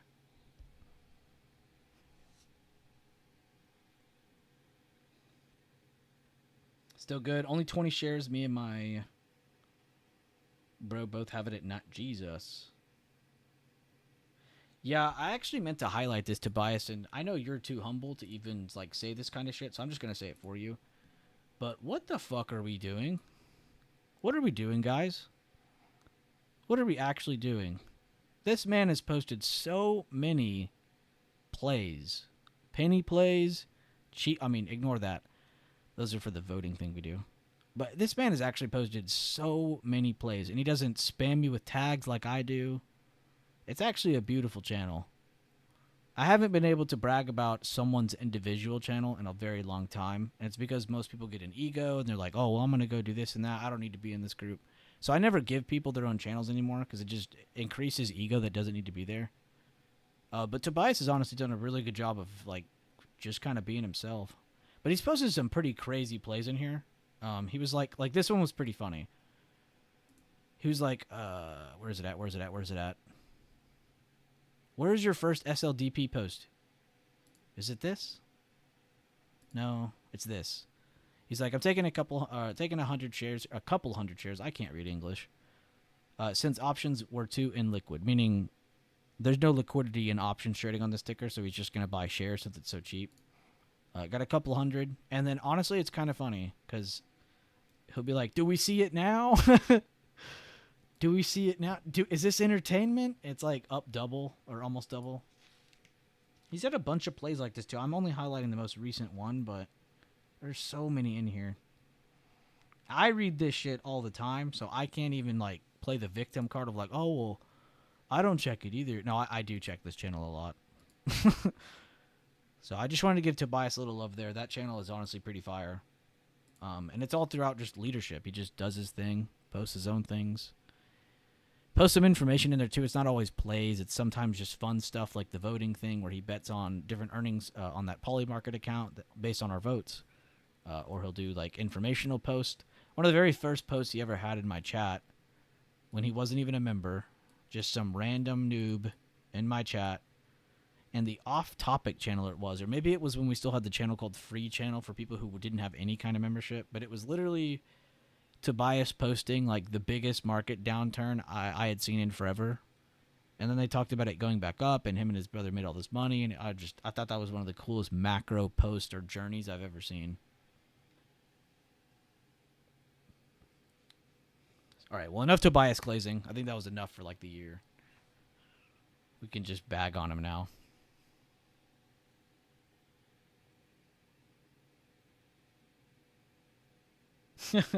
Good shit, Matty Ice. And yeah, Matty Ice ain't scared to join, man. He'll fucking join if the TA looks good. Tobias, you should see Matty's long-term account. That man has done like every like pick from chat, pick from you, pick from himself, and he's just killing it.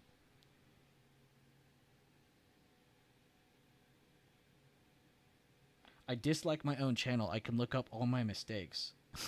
Yeah, Andy holds. That's the most important part. Matty Ice has strong hands. He's got the green thumb. He's got iron hands.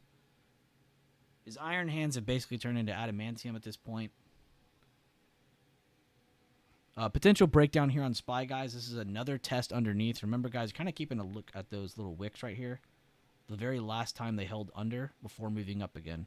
So if they break that, very good chance we see a larger pullback towards this area, maybe even the meat of where this higher low is, and then we still have a lot of room towards our previous day 50%. So if we do react in a way where we're pulling back from this into this lunchtime session, which makes sense, that is a couple things we could be looking at. And if not, then of course we have some pretty obvious levels above our head. I don't think we'll get a bunch of crazy single directional movement anymore today unless it's like a pullback, just because we've done so much work. And we're in kind of the lowest volume part of the day. But we'll see. Not a bad reaction by the sellers here so far. Or it might even just be take profit action mixed in with that. The job is complete. Dude, you... You, sir, have just earned moderator in the YouTube stream. That's all I can do. Add as moderator. Do you want to be a managing moderator or a... What the hell is the difference?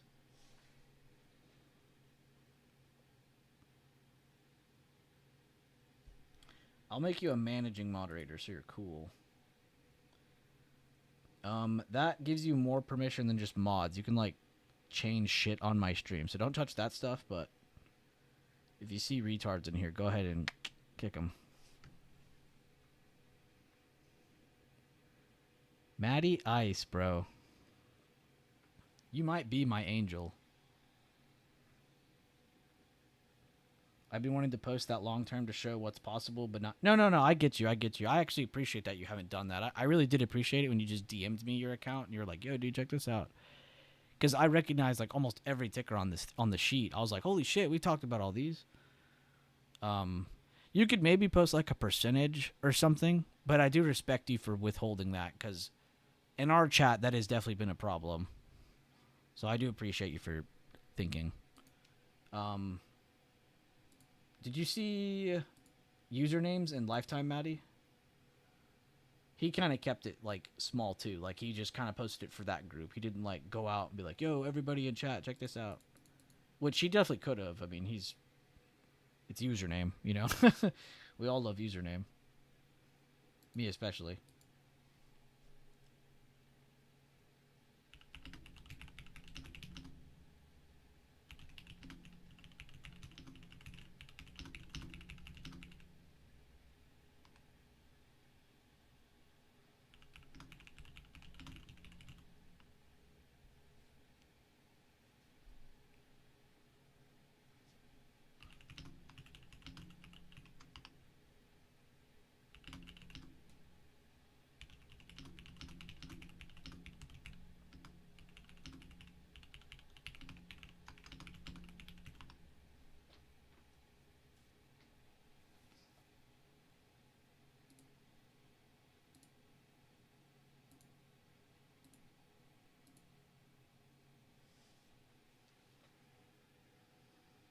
You're a YouTube mod now, yeah.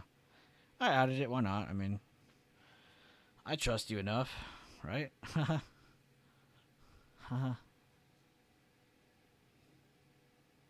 A YouTube mod. I don't really even know what you can do. You can, like, delete shit and mess with stuff on my stream settings, but that's about it. I mean, I think only you, D-Touch, and Dr. J have it now. And Mike T.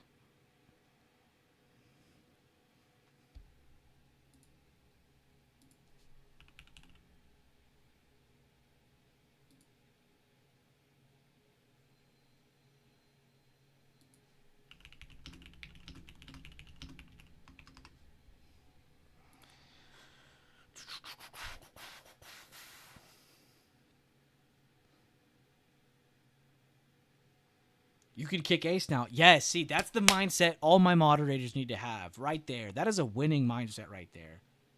What things can you do to ace? That is exactly the first thing that should have hit your head. Yes. Yes. Yes, yes, and yes. His first question as a mod. I could kick ace now, basically. Not even a question. He's stating that. Oh, God, I love my chat. Assistant, clip and repost this.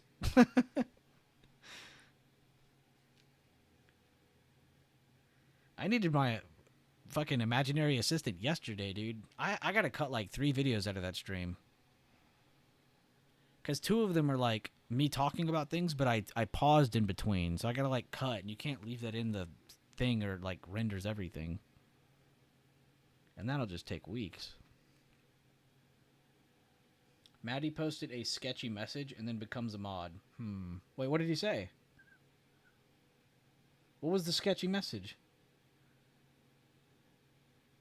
Oh, the job is complete. No, that's some in between me and Maddie shit. I told you about the weather machine in the Netherlands, bro. I can't do this alone. There will be rain 100 days a year in a row in the Netherlands because of what me and Maddie Ice have achieved together.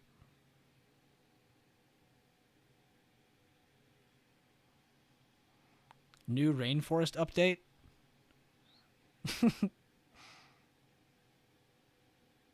Need those Kai and X. Oh, dude, we do need those people in here. They'd probably have like half the brain cell count of the average person in my stream, but those people would be welcome in here. Because, yeah, they got the mind for that. Clip this, clip that. They know what they're doing. A lot of my people are a little bit older, which I actually enjoy the hell out of. So it's a little nice. Everyone's a little bit more mature, understanding. Everybody works together. We understand the frustration, blah, blah, blah. You know all the emotions. We all been doing it. You were born in the 1900s? Dude, good for you, man. I think I was, too.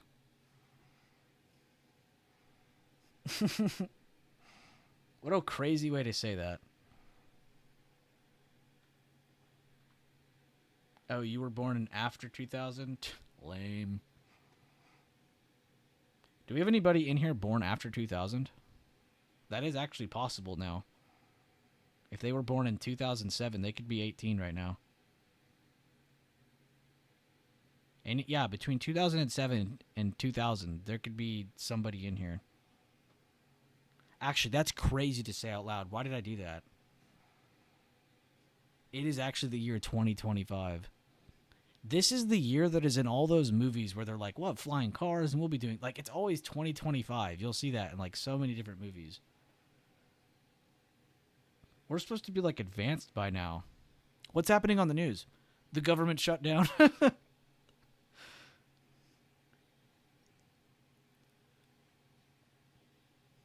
Crazy times we're in. Good breakdown of the all-time high supply. They are trying to break that high or low. I guess I'll mark it for now so we can actually see when it's doing it. Yep, that's what I wanted to do. And like I said, probably somewhere between... Oh, that's not what I meant to draw. Somewhere between like here and the meat of these higher lows right here is probably where it will go if it breaks and holds under that. So keep that area. And then after all that, it's pretty much open space.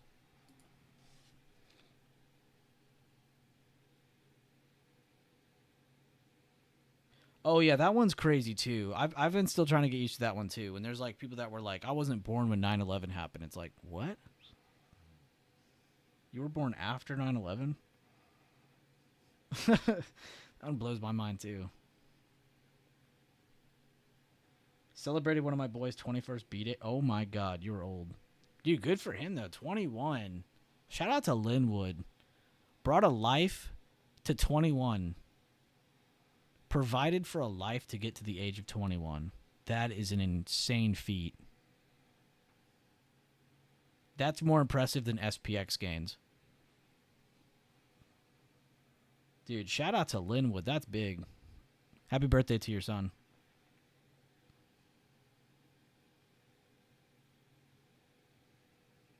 I don't have kids, but I respect the hell out of how difficult that can be and expensive and time-inducing and all that stuff. But hey, he might be the next president. Or not. Hopefully not, you know. Hopefully he doesn't have to do that. What would Linwood's son do in the future? I would have to picture like an Air Force pilot. That's how I picture it. The oldest is 27? Oh my God, you're a fucking legend.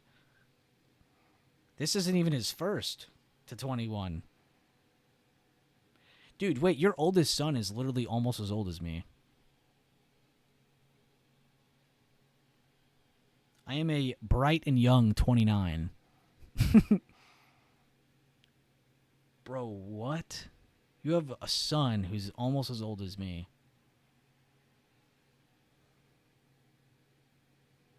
Linwood's son equals the next Jerome Powell.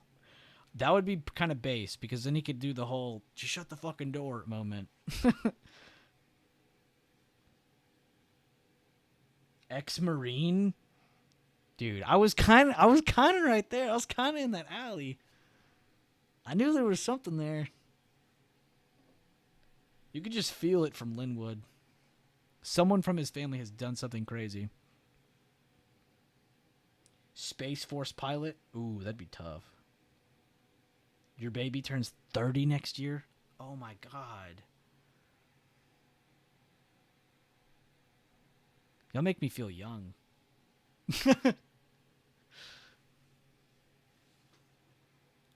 No, I love my chat. I'm just messing with y'all. You're all ageless. You're all timeless. It's just a number. Time is a concept. You're not actually whatever age you are. We made that shit up. You're not old. You're young. Everyone in here is young. 21-year-old, 6'7". This motherfucker is 6'7". Brother, this man needs to be in professional sports. What college is he at? What NFL team is signing this man? Or basketball team? And he has an 18-year-old in engineering. Okay, my bad. All your kids are just way cooler than the rest of us. Fuck. Damn, Linwood, you did pretty good. Pretty good is a huge understatement.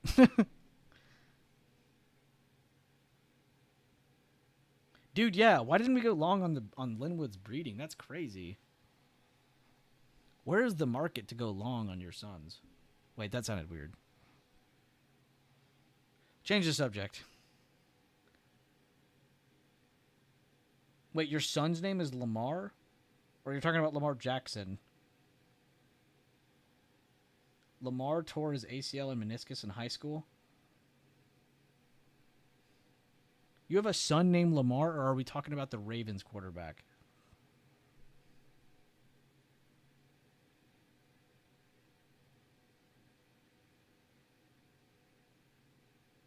Bro, I'm about to be the biggest Lamar fan ever.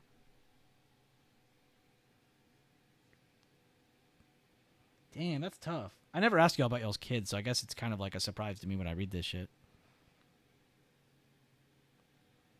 Oh, Lamar State College, Beaumont. Oh, okay. Damn. Bro, if those injuries didn't happen, you literally have an NFL/NBA level child on your hands. That is crazy to me. So he has an athletic child, another one that's an ex-Marines, and he has another one who's 18 and as an engineer.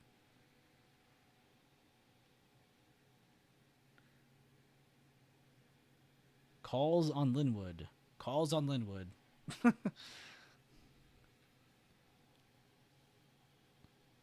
Bro, I know people who can't even raise one kid correctly. How'd you raise 3 correctly? What are the secrets? Yeah, how did Garden do it? How did you do it, Garden? How did y'all do it? Be honest, are y'all aggressive parents? Are y'all some passive parents? What kind of parents are we? I'm not judging. I'm genuinely curious.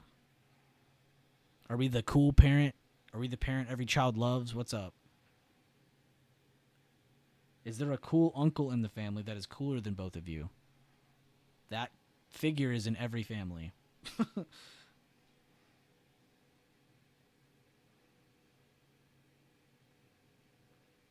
Well, good for you guys. I'm happy for y'all, really. I think that's a lot cooler than any gains you could make from the stock market. This is all nothing compared to that. Aggressive parenting is definitely the way to go. Okay. Well, you heard it here first, people.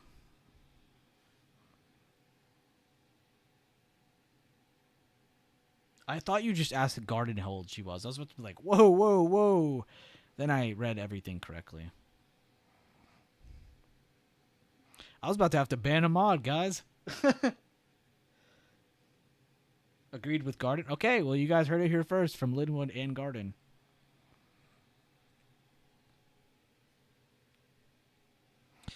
Now, when you say aggressive, do you beat your kids? Because when I grew up, I was beat. I was beat. Sometimes justifiably so, other times not. But I was definitely raised in an aggressive household for sure. And they hit, my dad hit kids growing up, so. Kids, I mean us, not like other random kids. That would be even more fucked up. Define aggressive, yeah. That's what I wanted to know now. Now that I've understood the direction to take. I approved my first message as a mod. Let's go. What'd you have to approve? That's crazy. I don't even see a message in here that looks sus. Is it because we typed aggressive? Dear God, YouTube. Have we gotten that soft? Tony's about meth? Where the hell's that message?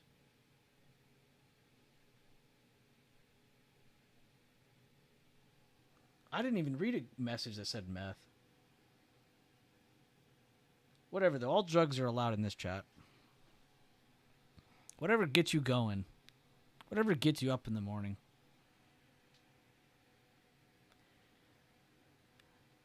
Potentially, guys, 2 scenarios in front of us, by the way. Enough joking around. Here on Spy, talked about if we get the break of this wick here, very good chance we continue to pull back some. Also talked about earlier, though, this is also the perfect scenario for your break and retake scenarios to pop up more because you're on an uptrend day. So be careful on your pullbacks. If you see a retake of a level that we were talking about, it can be a big caution because that could provide liquidity for the other direction. So if you see a retake of this highlighted area here, the bottom of it at least, after seeing this level retaken, that's not a great sign for bears. For buyers, this is a great sign because it's providing energy for them to go back up. That's what liquidity is. But if you see a rejection here, this would literally be the perfect slowdown. But they did do a good job of getting under that wick on that left side. They just didn't quite get down any further.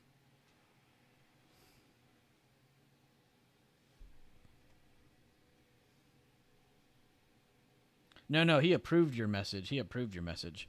I think YouTube shadow banned it. He was allowing the meth. Yeah, he was cool with it. Wife would not allow that, but I get stopped by people I don't know, and they tell me how great my children are. Wow. That's pretty fucking awesome. They're like, I wish my little shit was as good as yours. I'm telling you, man, like, you meet a lot of different, like, parents. Like, I swear more kids are shits than they're not. So when you meet, like, a well-raised kid, you're like, damn. Good for you. There's a part of you that's like, wow, maybe humanity's not screwed. But yeah, that's a huge feat, man. I have a huge respect for people who, like, raise their kids and shit. That's very cool.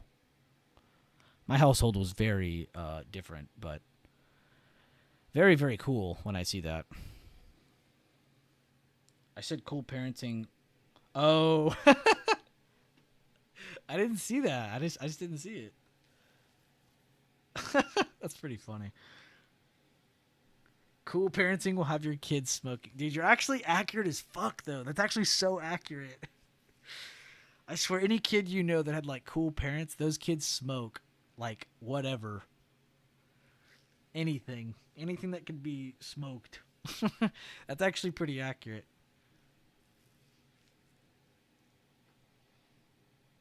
Dude, your parents are so cool, bro. They let you do meth on the living room couch. That's so fucking cool. I'm losing it. The closer we get to noon. Oh, we're at noon. It is literally noon right now.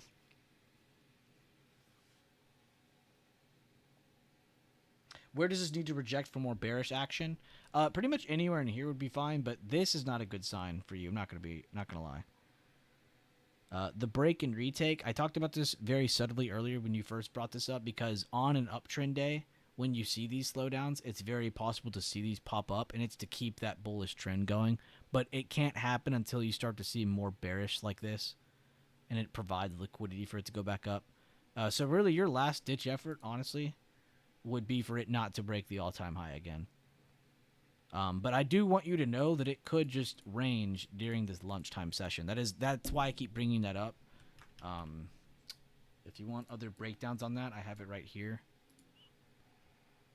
But this is really important because the phases of the day kind of split things up in a way that makes more sense. Right here. So definitely check this video out. It's not even 7 minutes long. But this is exactly what I'm talking about. You know, so we had a lot of movement in our first part of the day. So that actually lowers the probability of having a lot of movement in the second part of the day. If this maintains the entire lunch phase until the last 2 hours of the day, then you actually increase your probability in the last part of the day to get even more movement. So right now we're at a part of the chart where it's kind of deciding, does it want to just exert the rest of the energy for the day right here, or does it want to just range trade and build liquidity for a potential movement at the end of the day, last 2 hours? So that's kind of how I see this now. Honestly, though, ever since this retake, it has definitely destroyed some of this downward momentum.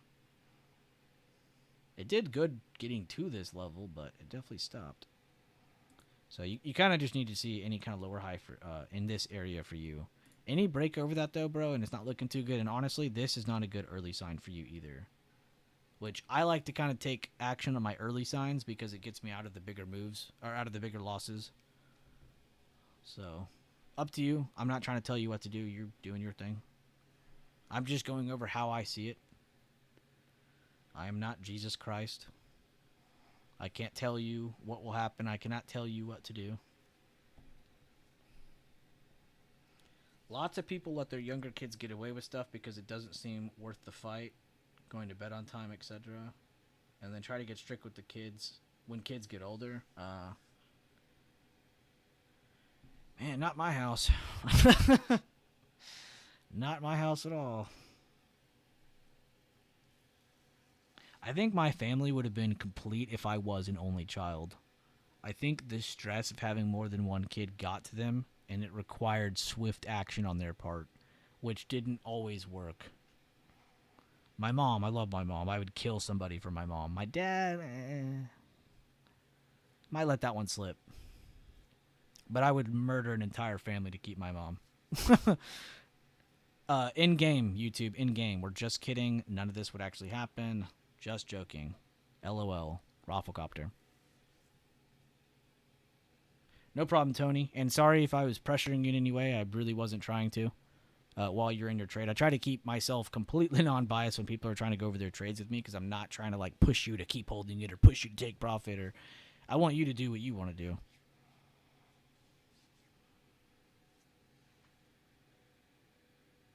I don't like people doing it to me. I don't like to do it to other people. It's just one of those things. You don't even have to be religious to believe in the golden rule. Treat other people like you would like to be treated. There's no point. I don't want to be pressured, so I'm not going to pressure. If I'm in a trade and someone's bugging me over and over again, I'm going to get fucking annoyed. I can only imagine that the rest of you feel the same.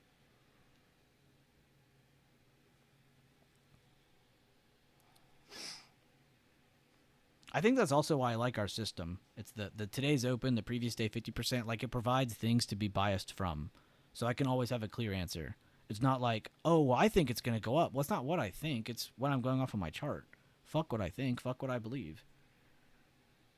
Just, what does the chart tell me? What is the chart saying? Where is the candlestick in comparison to these levels that we use as context to be more bullish or bearish from? That's what we need to be taking our decisions from, not from what I believe or what I think. What I want to happen. Oh, God. If the market ran off of what I wanted to happen, whew. I try to be like the rumble strips and guardrails on the road. Balance, freedom, and structure. Damn, dude. You're a good parent, Dr. J. Data J.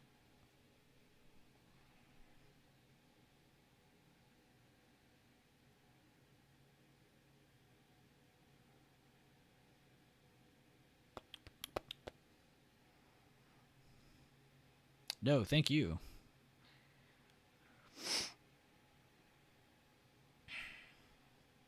I had no plans on going this far in the stream, but I guess I'm glad I did. I don't know what the plans for tomorrow are like, but you guys know I'm not here on Fridays.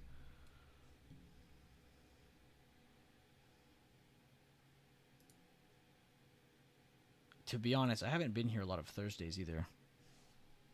I've been posting some swings and shit on Thursdays, but I don't know. If I'm having a great week like this week, where like some of our swings didn't do the greatest, but all the scalps worked out perfectly, I don't ever feel the need to push myself to keep pressing to trade more, is the thing. Like this week, honestly, we had some pretty mid swings that didn't really hurt or help us that much. But our scalps, like, helped a ton. So, and it's funny because I only took like 2 scalps in this whole week, and they were big enough to pretty much complete the week. We called out a couple others, but I'm not sitting here trying to count up all the wins and be like, all right, guys, who's all rich? No. But it is nice to kind of balance out, like, okay, we did well this week. I don't need to be pressing myself.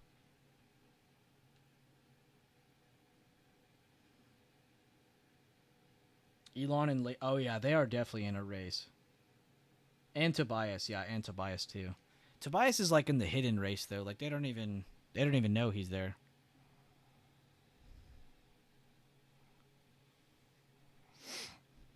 It's funny though too, because the real wealthiest people in the world aren't even listed on that list. There's probably like 20 people in the Middle East who are all worth more than both of them combined. It's just we don't know it. That's what the crazy thing is. But yeah, they are definitely in a crazy wealthy race. It kind of comes down to whoever's stock pumps more though, let's be honest, because it's not really their net worth is different than how much money they actually have. That's the thing. So if someone stock pumps, they're going to take number one no matter what. So that's kind of what it's coming down to between those two.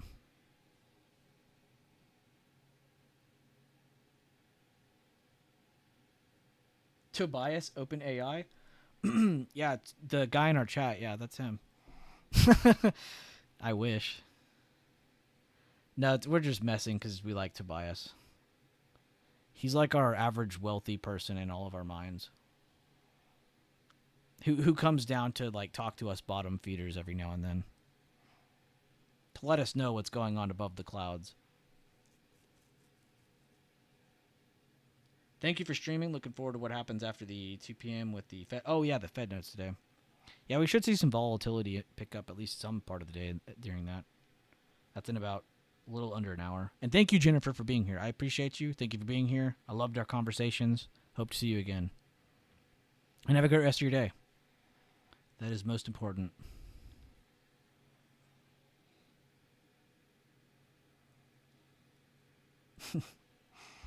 Tobias Maximus. Oh my god, I have a pic of Linwood's family. Holy fuck. They are some buccaneers. These are some big dudes. Okay. Linwood could literally start his own SEAL Team 6. I like how you just popped out 3 literal professional athletic looking people. That is crazy. You're 6'1" and they make you look like a short person. Like you look short in this picture because of them. But you're not short. And the youngest isn't even in this pic. Bro, that is crazy. What is this, by the way? Is this you giving blood? What is this? That's pretty cool.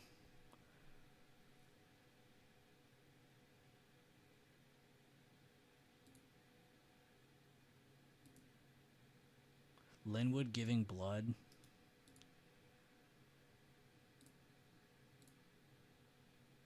If they're smart, they'll take that and study it.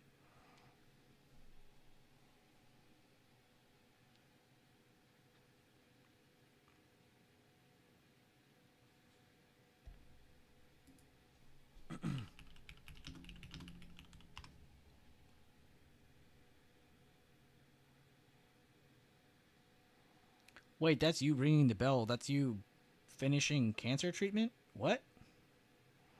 Is it? And wait, am I understanding that correctly?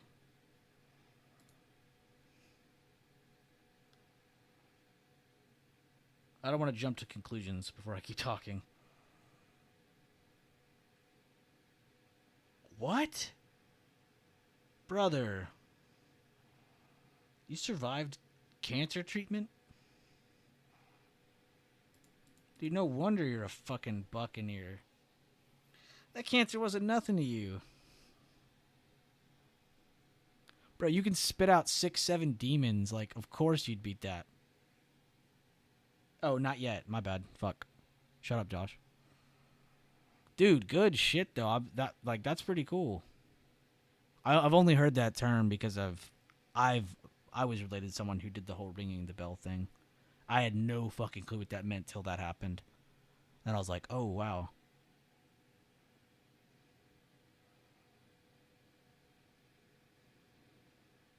I don't even know what to say next because I'm not trying to be weird.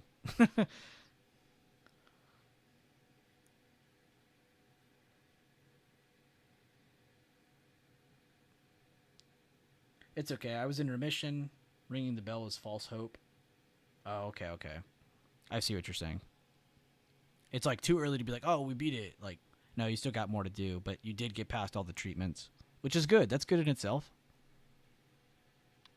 It's not the whole road, but it's a good chunk of it.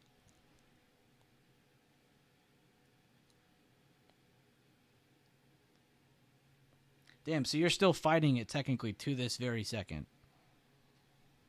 Your body is fighting it. And no problem, it's hard to talk to people about. I mean, honestly, I've had a lot of fucked up shit happen in my family, so like I'm open to whatever.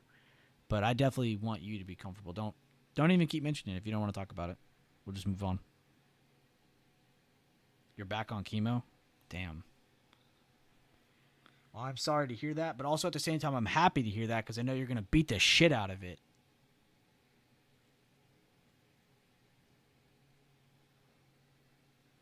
That's crazy, man.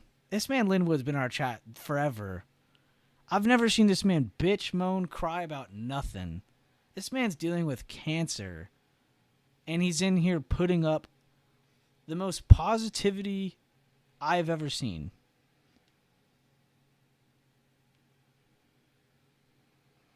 You're going to beat the shit out of that thing, man.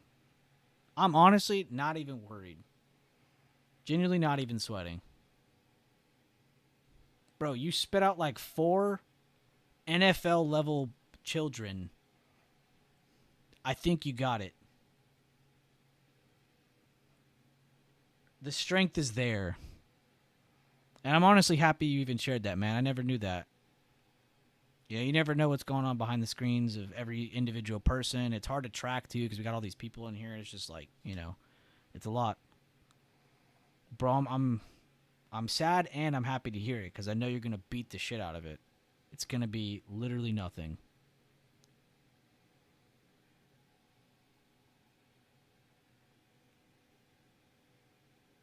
And yeah, if anybody's religious in here, pray for Linwood. Bro needs every bit of strength. He might not need it, actually. He's pretty fucking strong. You should see this guy. You should see this guy's children. That's crazy, man. Just goes to show, man. Anybody in here having a hard time or bitching or moaning or crying about anything, there is someone dealing with some shit way worse than what you're dealing with. And they're going on about it way better than you're going on about it. It's a good humbling moment. Remind yourselves, things are not that bad. You can keep getting better. You can keep recovering. Any problem you get into, you can eventually fix over time. I mean, there's some things you can't, of course, but let's just speak in general terms here. Damn, man, that hit different reading that shit. No, I appreciate that, man. Thank you. And seriously, like you're like a crazy role model for the rest of us. Like, I'm not joking. We could go through every message this man has sent in chat. I promise I won't find a single complaint or like a weird crybaby message. Like, it's always probably like him trying to get better at something in trading. I have never once seen this man falter.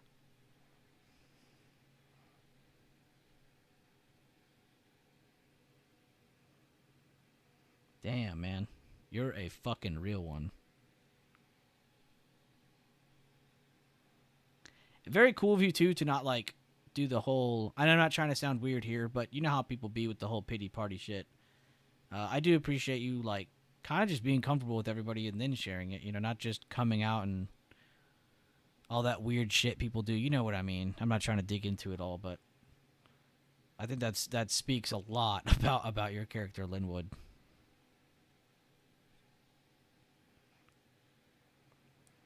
Dude, well, I'll be thinking about you more, man. And I'll be doing better to take care of myself as well. But only because Linwood said.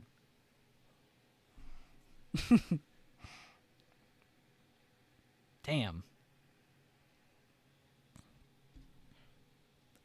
What's IWM doing? Tries to change subject.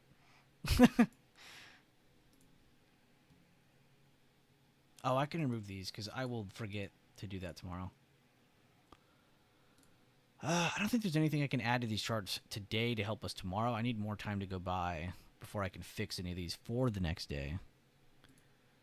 Which, guys, again, I think I'll update these in the levels channel, so make sure you're checking that channel out. It is genuinely my main channel to pay attention to.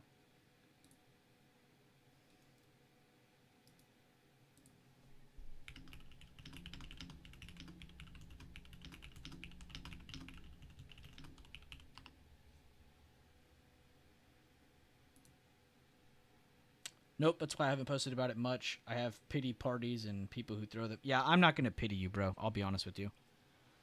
I'm not going to pity anybody. I think pity, and I only have this stance because I had a friend growing up who was special. And I can't tell you how much it meant to him to not be pitied.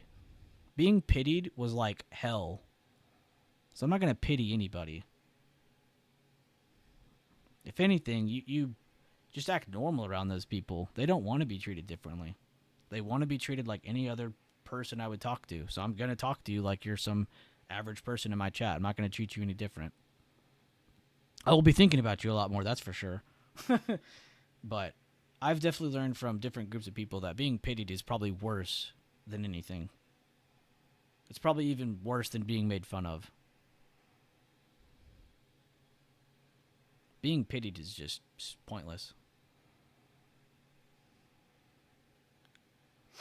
I'd rather be a homie than be that person that's like, oh, yeah, I feel so bad for you. I don't feel bad for you, bro. I think you're going to kick its ass and you're gonna have a great rest of your life and no problems. What's the point of having the pity shit? It's a waste of energy. If that energy could go towards more positive things, as cringe as that sounds.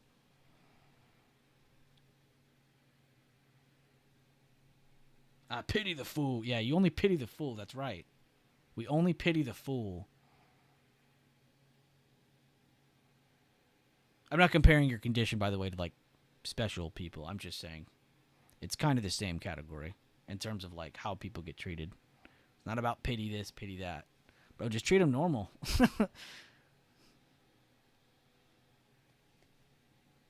I pity the fool. I even did the voice as best as I could, man. Man, it's been a fat minute since I've seen the A-Team. The old or the new. I won't lie, the newer A-Team wasn't that bad either. The one with, like, Liam Neeson and all those other guys. That one wasn't bad either. Bro, how old is the A-Team? 1983. I wasn't even born yet. All right, let's see the A-Team movie. 2010. Oh, that's right. Bradley Cooper's in it. I mean, we all know Quentin Jackson's in it.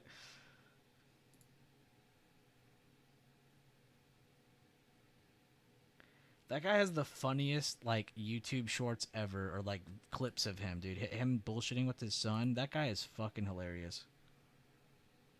You didn't watch the new one, bro? The one in 2010 is so good. It's just a movie. It's not like the show, but the movie's actually so good. And I'm not gonna lie, they did a pretty good job choosing the actors to kind of replicate the A Team. You know what I mean? Like getting the right people that could act like those people.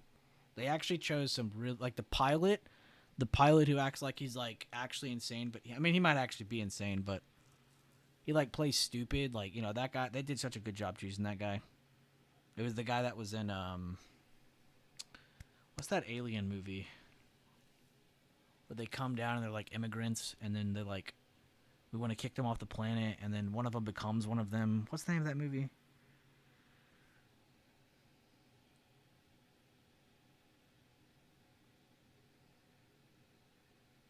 What movie am I thinking of, bro? I have it in my head.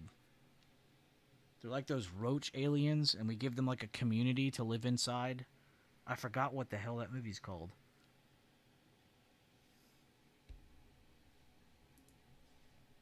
They make like illegal alien guns and shit. I gotta find this before I forget it. Oh my god, I type in alien movies and it's just Prometheus.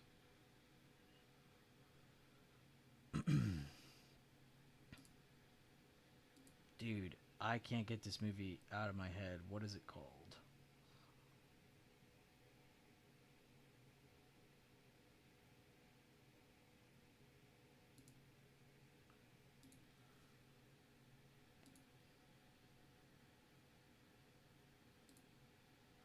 District 9, that's what it's called. District 9.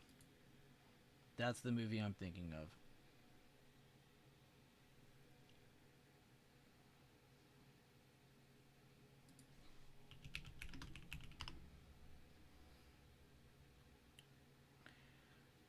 Actually, I have a crazy story about Daisy Duke. Or not Daisy Duke himself, but I actually, well, I mean, I don't, but my mom met someone, or my grandma was dating someone when they were, I don't remember what the story was, but somehow they know Duke. They know Duke from Dukes of Hazzard, which is crazy.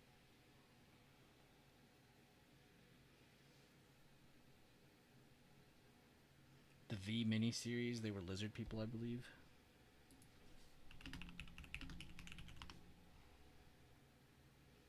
Oh, this is a throwback too.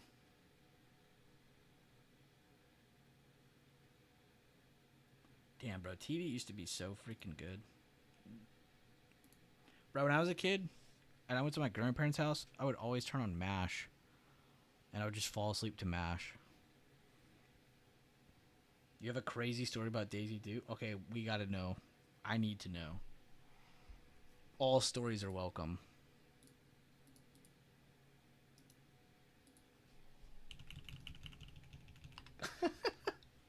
Sinful's trolling Andrew in the trade for.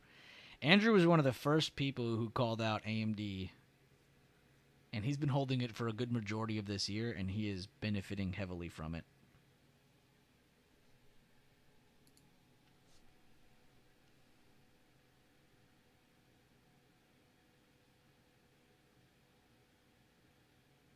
Love MASH? Yeah, dude. MASH was my crack as a kid. Like, I'm talking really young. I probably didn't understand what they were saying. But every night, I would turn that on, and I would just pass out. It'd be on for hours. Ellie Mae. They can't show Daisy Duke anymore because of the... Oh, yeah. No, you're right. Stupid, by the way. That's so stupid.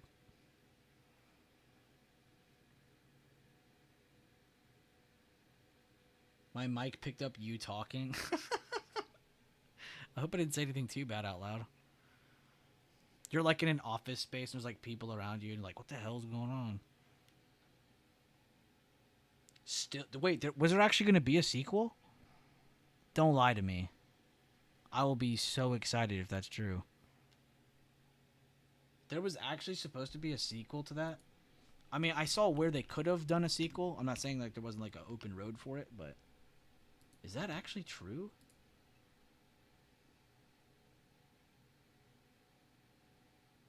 Oh yeah, District 10. Will there be a District 10 film?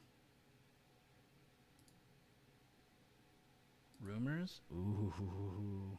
Oh, I'm seeing a lot of these rumors from like 2025 now too. Okay, this is from May 24th, 2025. 16 years might seem like a long wait, but both Blomkamp and Sharlto Copley, who played the central character in the first film, have been adamant that a second film will arrive. In 2021, it's confirmed via Twitter that a sequel was in development and he was moving ahead with the script. And then they had the whole, writers... We're not writing unless you pay us more. We're not going to make more crap movies until you pay us more. That kind of thing. So that happened. Which got in the way of a lot of really cool sequels and movies coming out. Okay, I will be looking forward to that if that comes out. That's the actor I was talking about, though. That's really his name? I can't even say that. That can't be his real name. That is his real name. Yeah, this is the guy that plays the goofball on the A-Team, but he's also the guy in District 9. This guy is such a good actor. He's got the mix between, like, goofy and seriously insane. I would totally watch that if that came out. I had no idea there were even rumors for a sequel. Because, yeah, I remember at the end, he's, like, one of them now, and it just kind of, like, ends there. It's like, oh, okay, cool. I'll just let my imagination run wild on what could happen. Like, they could go start their own colony. They could try to escape the planet, and he could go try to live with the aliens. Like, anything could happen.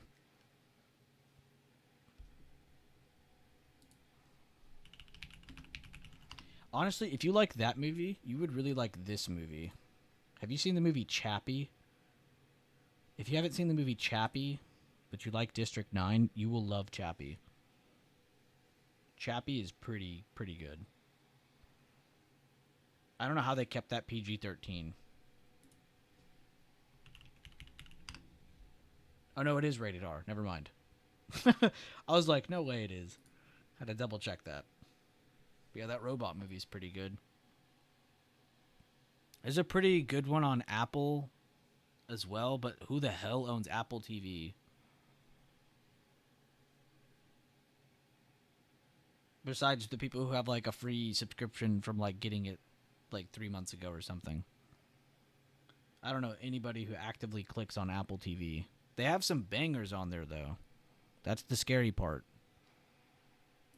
They need to do more deals like what the other companies do, where they're like, yo, Netflix, buy out this title for like a year. We'll let you have it on Netflix for a year. They need to do that with Apple with Apple TV and Apple movies.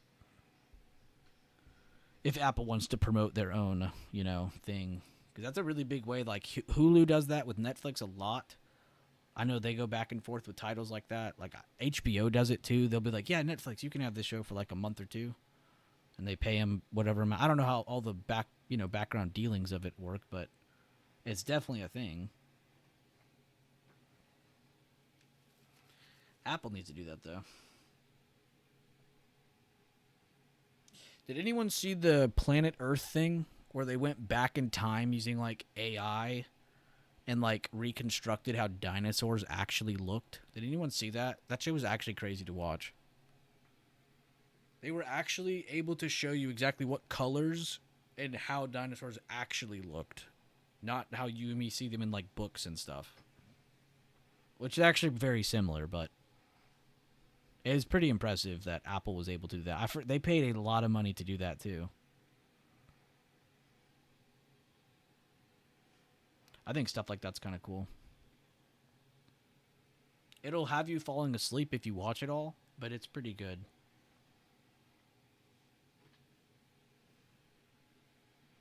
By the way, guys, thank you all for the likes and stuff on the stream. I think I'm going to go another, 20 minutes or so. So if you guys have any questions or anything, feel free to throw them out, but I'll be here a little bit longer. I don't see why we can't go a little bit long on the 4th stream of the week.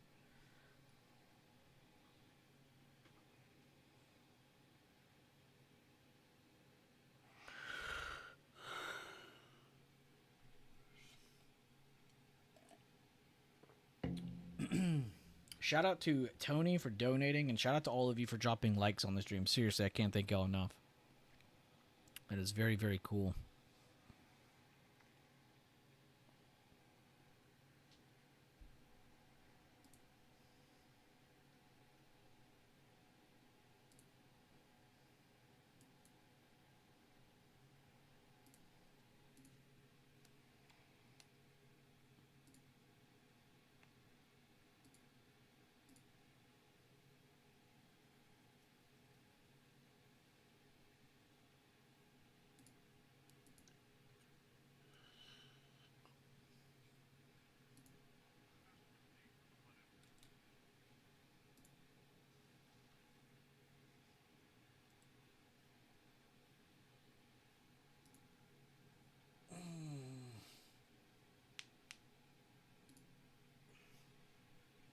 Hey, good looking, baby Creed. Don't call me that.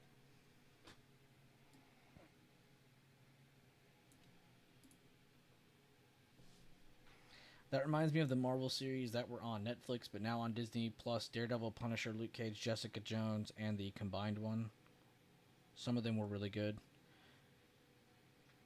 What were the Marvel series that I loved the most? I'll be honest, probably Loki. I think Loki was insane. It was crazy how they did like all that, and I don't know. It's just cool because you think you don't have any more Loki, and then you get more Loki, and then it shows you why. And plus, you get to see kind of the behind-the-scenes stuff of like the Marvel's universe, which is kind of cool. I liked Loki a bunch.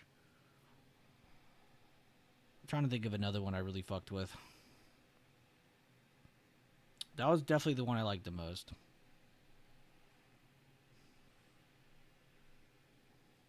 Oh, there was that other Star Wars series that Mandalorian. Mandalorian was pretty good. There were a couple moments where I was like, what the fuck? But overall, it was really good. There's a couple like that.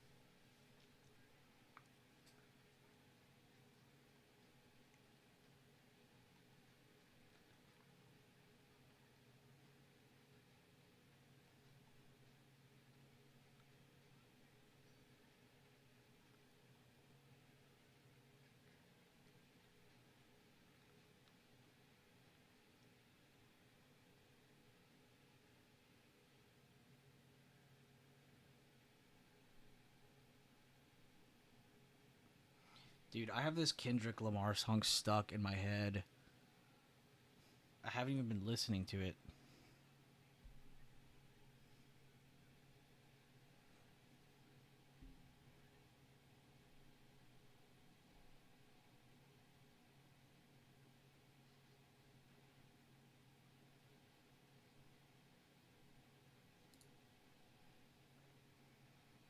You started watching Loki, you need to get back to it. Dude, it keeps getting crazier and crazier the farther you get into it.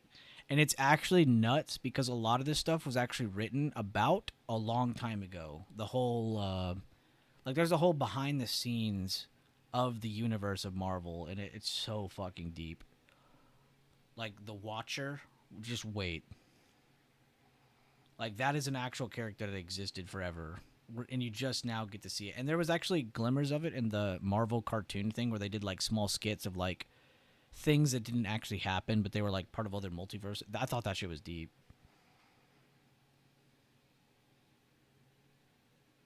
The Punisher series, I honestly have heard nothing but great things about, and I actually need to get on it.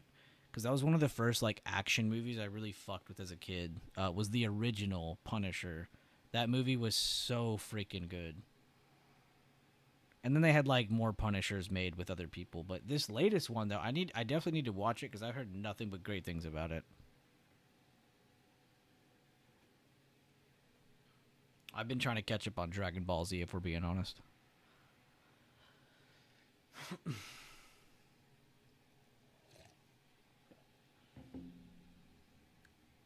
got to this part where it's like, damn, this is getting repetitive. I hate this. And then something happened, and it's like, whoa.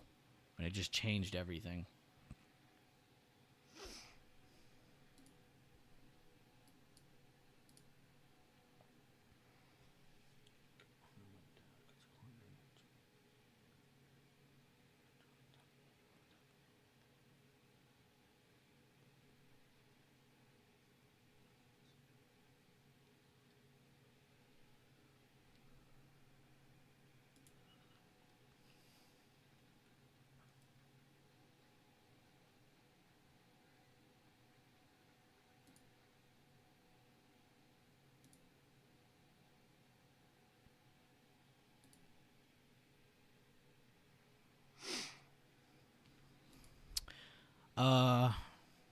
I'm gonna go a little bit longer, but if you guys have anything to say or throw out or whatever, I'm chilling.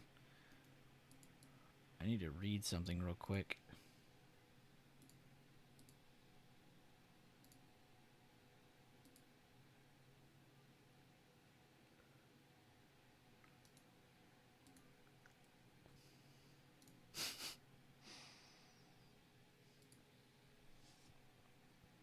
Oh, Thunderbolts too. If y'all didn't see that movie yet, you need to. And this is coming from like someone who can't stand the latest Marvel releases. Thunderbolts is different. Anybody who's seen it will agree. That movie's actually top tier. Am I going to stream long enough to look at swings? Probably not, but we can look at some here at the end if you want. And see if we see anything warming up or getting ready. I'll definitely do that if you want, but I don't think I'll be doing that now. If I see anything in today, I'll post it too, but I really am not trying to press anything, pressure another post out after we've done so much. From the different swings to the scalps in here, I don't want to overtrade, you know? But if I do see something, it's kind of inevitable that we're going to post it because if it's good enough. But yeah, maybe we could look at some here at the very end if you want. I'm down. I need one more minute, though. I need to read this thing. 1 second.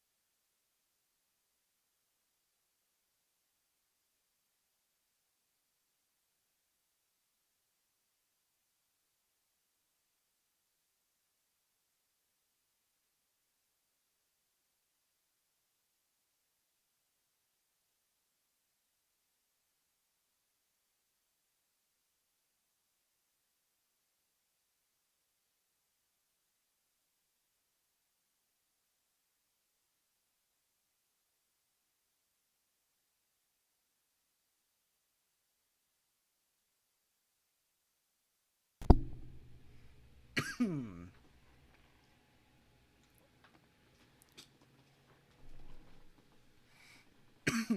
right, I'm here. I'm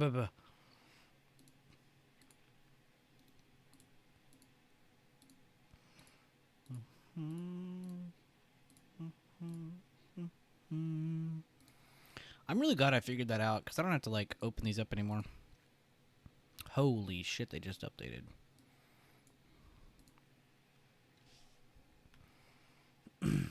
Whoa, what is this? Why does that look really attractive? There has to be earnings soon, right?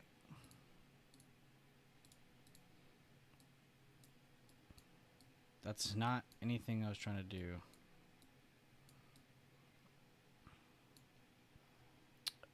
Okay. Why isn't it doing that?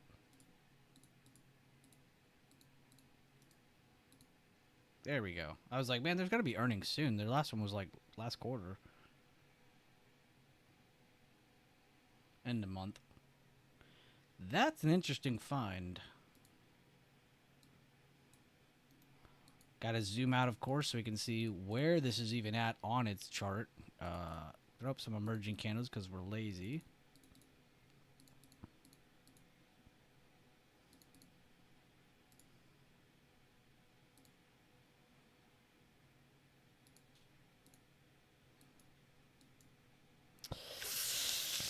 And it's bouncing where there was a stopping point here. This is a crazy find. I'm glad you said that, Garden. All right. Where's my thing at? Scratchpad. Get out of here, Meta. Actually, leave Meta on there.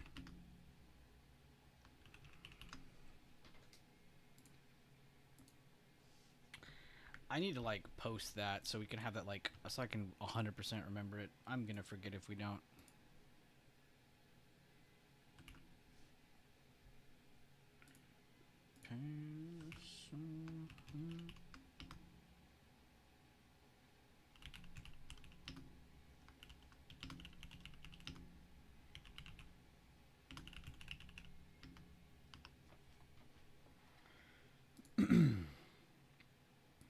All right. Run it.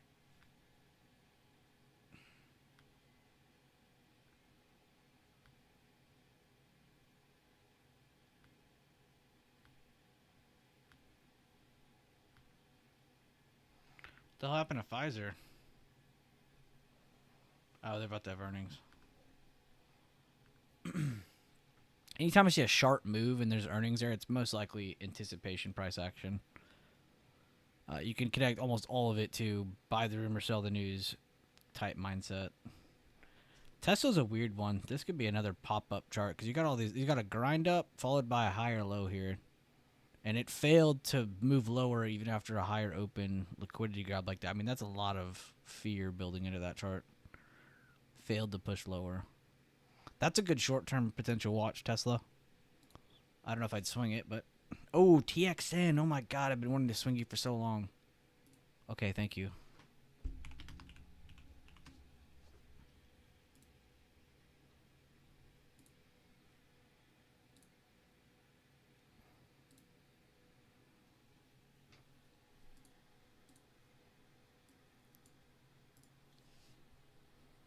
Oh, my God.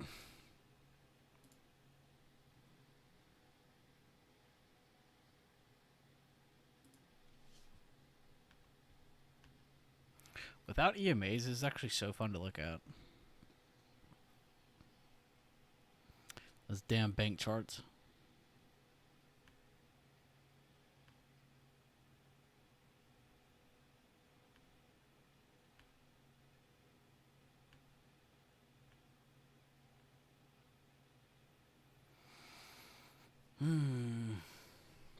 I thought that said White Castle at first.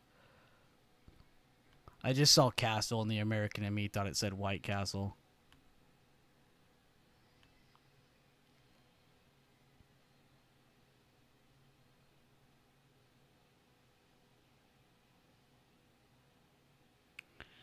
I never know how to trade this chart, so I never know what to say, but I have to say that looks really good for short-term upside into the earnings momentum. Alright, that's Chipotle. I guess we could chart Chipotle. It says it's between the 21 and 50, but I'm assuming it's under the 50 and above the 21.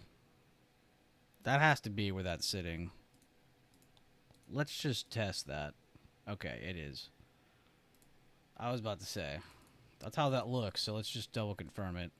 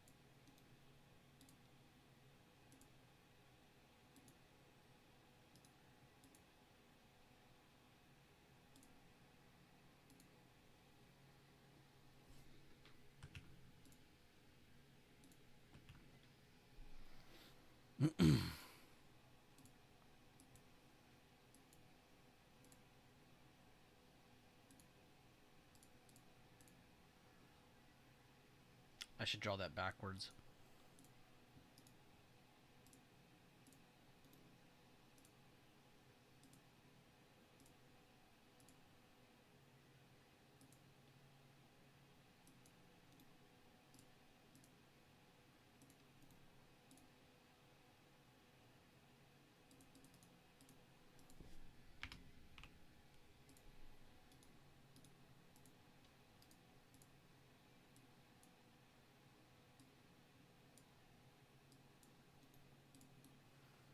The more I look at it, the more I don't dislike it. Why is that?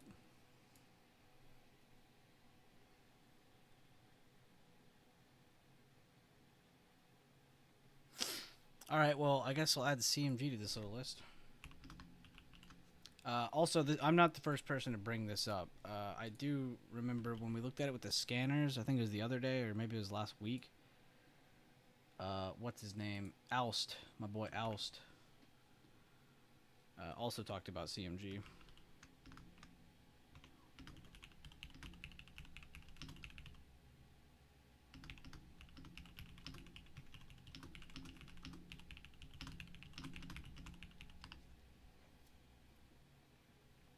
So that's my thoughts on that.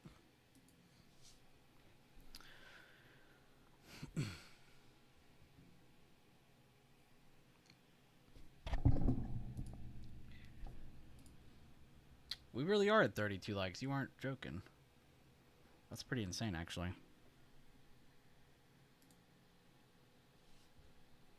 We'd probably get like 10 times this viewers if I also streamed it to Twitter at the same time. But I'll be honest with you, man. The average person on Twitter that's like actively, openingly using it, like posting, replying, being toxic, are all honestly just not worth it. I'd rather have 30 people with a good grip, right, on my side of the tug of war rope than 300 on the other side that have missing fingers and butter on their hands. Like, I think I'll trust the 30.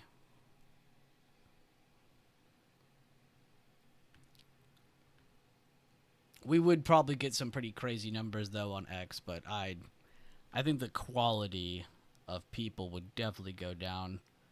Like these people you see here in this chat right here right now, those would be flooded by morons. And I don't mean them like they're moronic people. I mean like, no, they will be morons in terms of like how we read the market. So you'll get a lot of contradictions and you'll get a lot of people saying this and that. You'll get people going calls when things look like they're bearish. It's just, it gets messy. I have had a big group, I have had a small group, and I tell you what, having the smaller group is 6,000 times more fun. More fun, more enjoyable, more productive, more efficient. I feel like way more profits get made. I bet if we had like a profit loss of just the small group we have here, it's pretty fucking insane. So, we're good.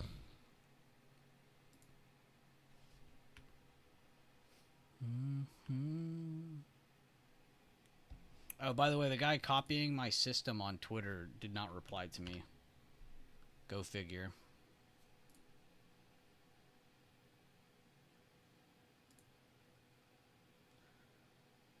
Bro, this motherfucker. Look, I checked this and it said 8 seconds. Now it says 13 seconds. If you be sweating, you be over betting. Bro, that is so based.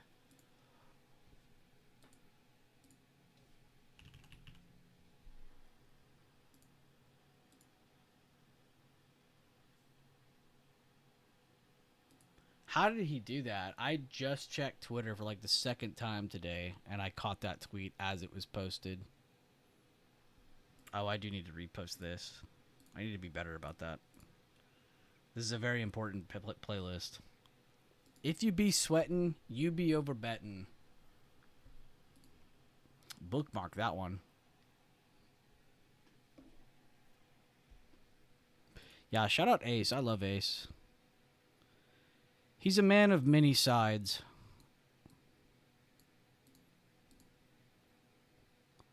Very complex individual.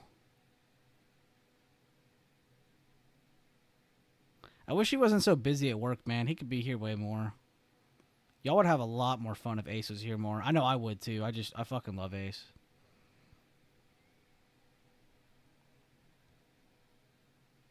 This is my Ace. What's with the downtrend chart here? Bro's going for the Lee test? That's a Lee test. Draw a fib from the top of that to that, and that's the 50%.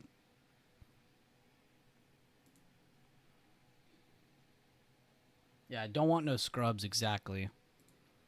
Great song.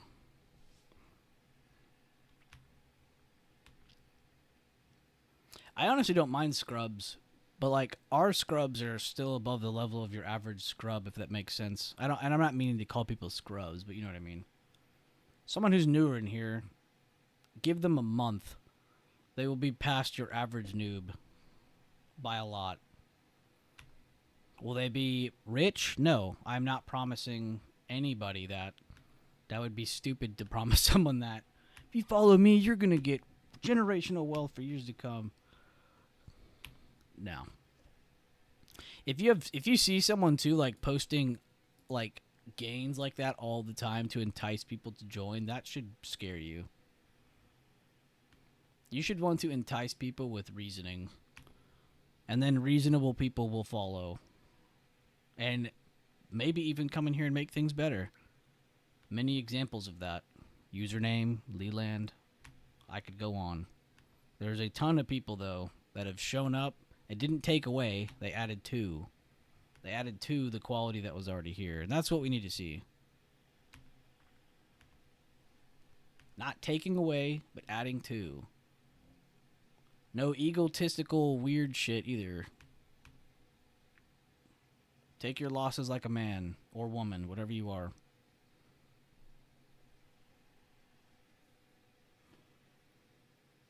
Is this waste management? It is waste management. Brother. When I first started trading, this was 89 a share.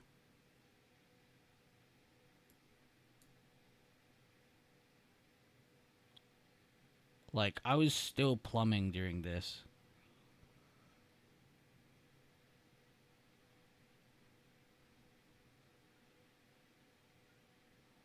Dear God.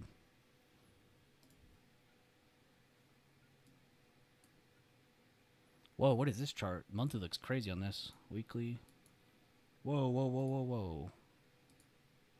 Aw. This might not be a bad short setup, but it just might be late. That monthly looked crazy, though. And then, honestly, one more thing you could do before going is checking, like, some just... Oh, not that one. This one. Some bigger SPY weights, just kind of going through those dailies to see how they are. I mean, our semis are up. There's not really much to talk about those. We talked about Microsoft and Apple a ton because Microsoft could definitely make their leg up towards all-time high near 550s. If we see Apple also joining that fight, I think Apple is in need. Or the other way around. Maybe Microsoft is the one who makes the first step for both of these to have new all-time highs. And I only mention that because of where SPY and Triple Q are, by the way.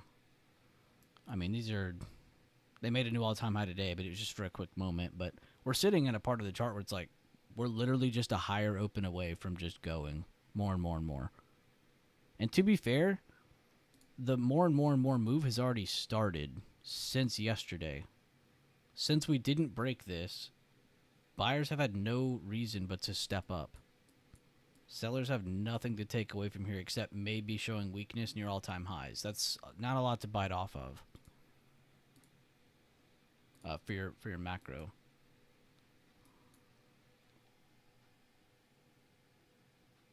How'd you get your retro quotes?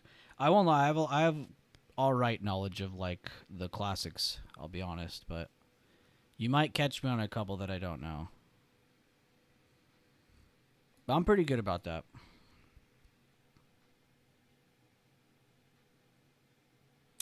Say Swear Garden. Let me see that. Did I not even notice that again? Is that the second time you've done that to me this week? I didn't notice it on Apple the other day. Now I didn't notice it on this one. You are correct. It is a Dibble inside bar. That's actually good info, actually. This doing that, not really going anywhere. This doing it, and technically rejecting something. Could be early signs of a slowdown in the tech sector, which is important because that was kind of our main driving factor today, if everybody remembers. This is what broke out first. That's an interesting take.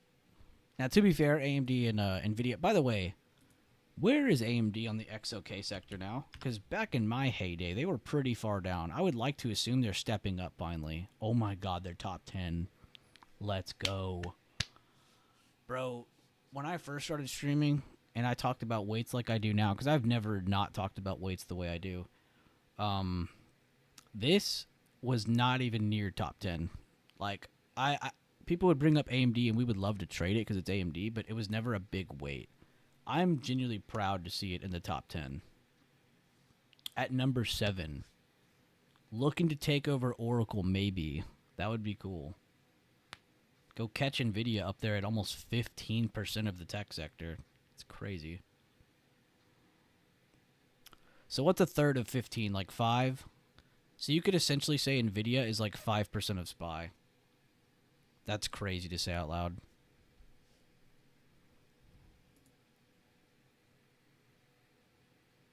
Yeah, because they're over a third of SPY. And NVIDIA is... Wait, why is it lying to me now? I guess that's the... Wait, then what's on that screen? Huh? Being lied to, I think. Either way, NVIDIA is a pretty large percent of SPY now. Full day Wednesday? No. Though we would be close to doing that. We're only 2 hours away. To be honest with you, I had no exit plan when I was ending stream today, so that's why we're still here. Don't mention the time and I won't know.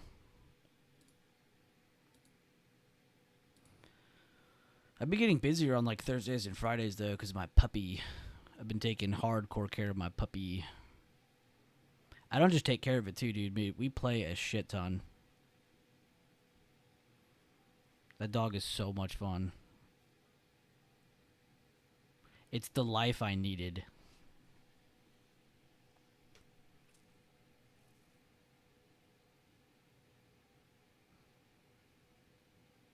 How do I train her? Honestly, just through repetition. This dog's fucking smart. Like, she does a lot of the heavy lifting in terms of learning. She still has a problem sometimes of peeing in the house when she's, like, scared. But it's, like, a very rare scenario where, like, I run up on her and scare her because I'm exciting her. Or sometimes I'll, like, pretend to get on her. Like, I'll be like, what the fuck, Lily? And then, like, sometimes she's like, oh, my God, he's getting on to me. But I'm not actually getting on to her. It's just, like, yeah. 1 second.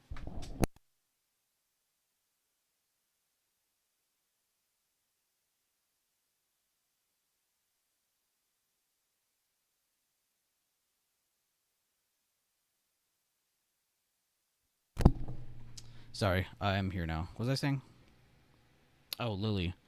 Yeah, she's just smart. She's just really smart, honestly. I can't honestly take much credit.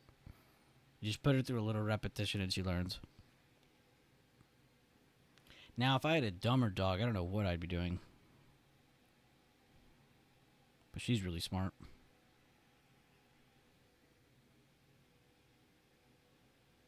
Raising a dog is like raising a toddler. Jesus. It was pretty hard in the beginning.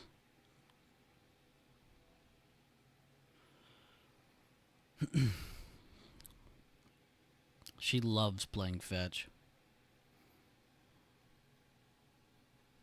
And she actually brings the ball back. It's like the literal coolest thing. I know I've said that 100 times, but it is so cool.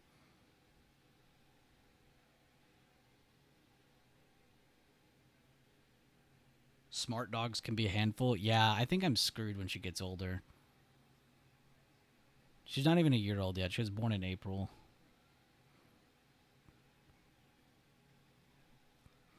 She's very rough, too. She loves biting my hands.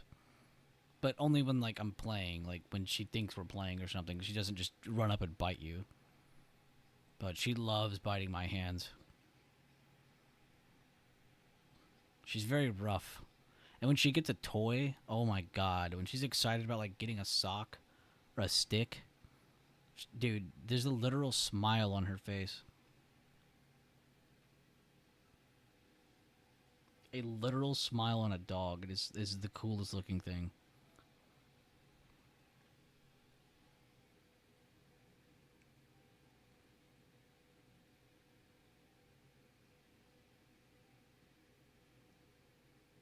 Having a dog prepared me totally for having a small child. Yeah, I could see that a little bit. That's pretty cool though, because yeah, with the dog there's less risk. It's like you can only fuck up so hard on a dog. Well, I say that. Some people's dogs are weird.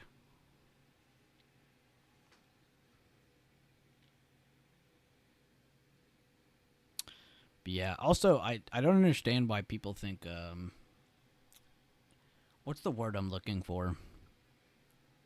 Control. I guess control is what I'm looking for. Like some people think control is discipline. That's not discipline. Like hitting your dog, yelling at your dog, screaming at your dog. That's not going to do anything. They don't react to that. They are not going to understand a single thing you are saying.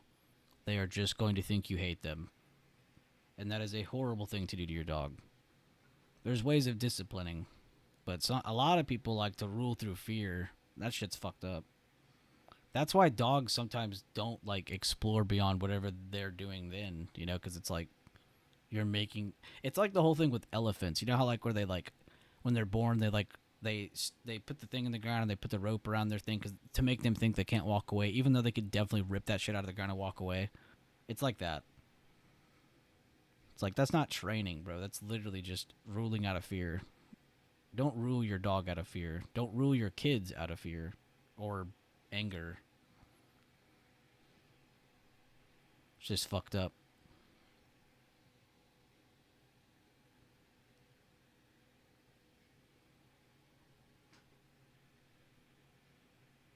Especially if you're the person who, like, you literally decided to bring that child into life, or you decide to go get a dog. It's like, bro, you literally are the one who signed up for this.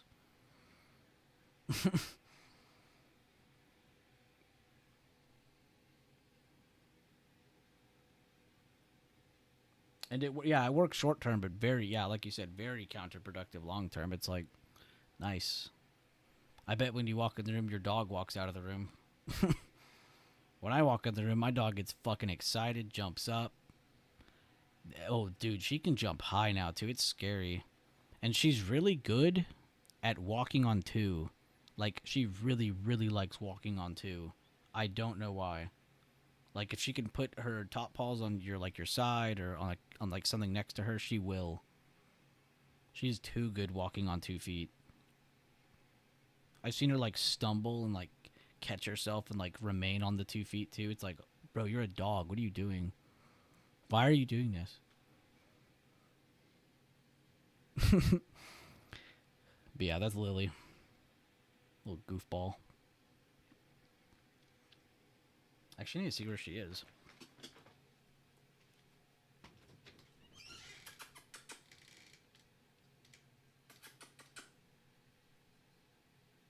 Come here, Poo.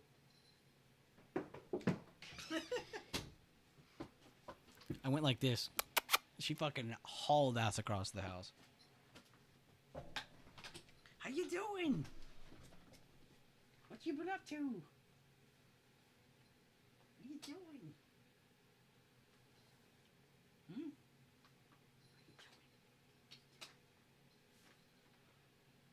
She's gotten so smart. She knows if she sits in a certain position, I'll start to scratch her side, which will then make her roll over and make me scratch like her belly.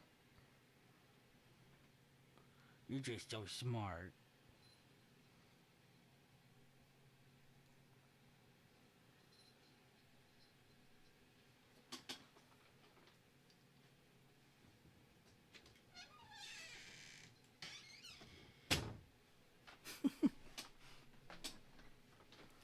She spins in a circle so fast now too that while she's still wagging her tail, she'll like run in and smack her own face with her tail. It's the funniest thing. We did scent training with Vanilla. It's same training they use for drug dog. Oh, damn, that's pretty crazy. I never thought about doing that before.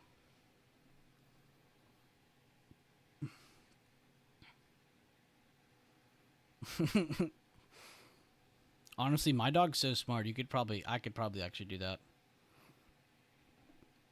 Like pretty quickly. Also, she knows the sound of this. I have this like glass pot outside, so when I'm going in, sometimes I'll like clink it. And when she hears the clank, she knows, oh, we're going in. Before I've even like gotten up. It's pretty cool.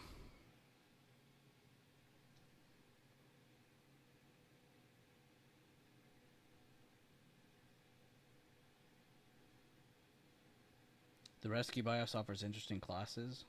Oh, really? Damn. I never even heard of anything like that, like for people to do that with their own dogs. That's pretty cool.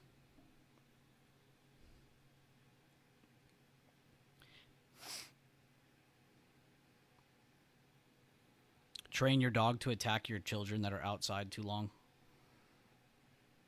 Go get them in. Go get them inside.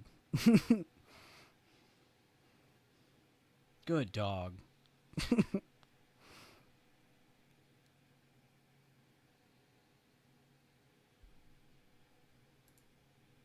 Oh, you want to know a freaky thing? So, all right. So you know how like some dogs or some cats you see sometimes will like sometimes look at a TV or a screen and like kind of see what's going. Bro, I shit you not.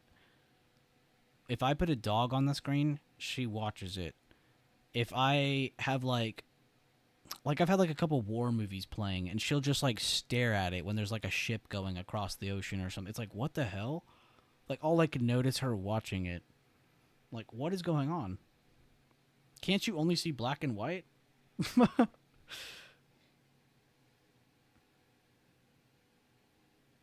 Oh, yeah. German Shepherds are insanely smart.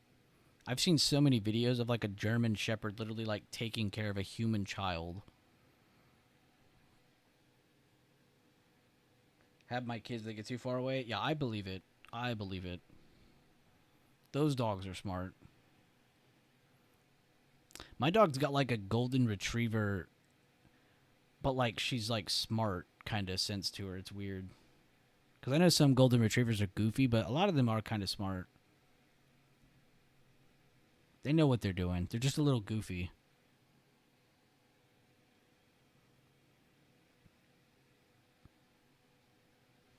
Let's check one more time, Garden. Let's see if we see anything that's worth a damn. And then we'll go back to some of the ones we already wrote down. And we'll see if we see anything from there.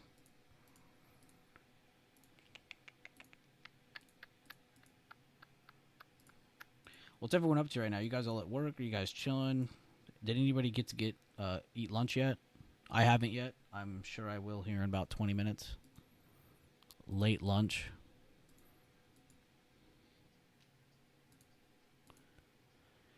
Not gonna lie, I'm feeling a Chick-fil-A spicy sandwich today.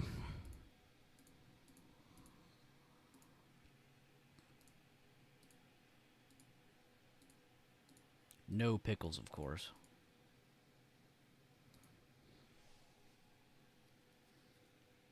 Goldens are great pets, smart, very trainable. Yeah, I've never owned a dog like this before, I'll be honest with you. And it's honestly kind of nice. She does a lot of the heavy lifting. And she really brought life to the dying energy in this house. I'll be honest. My other dog is like a lot older, probably not got long left, and that dog has never played with a toy in its life. This dog came into the house. That dog plays with toys now. With that dog. It's crazy. I've never seen that before. She brought life into our other dog. My doggo watches TV on the daily. He's a weirdo. Dude, that's crazy though, right? It's like you like tap him on the shoulder. Yo, what was on the news today? Expecting a response. You're watching TV. Why don't you talk?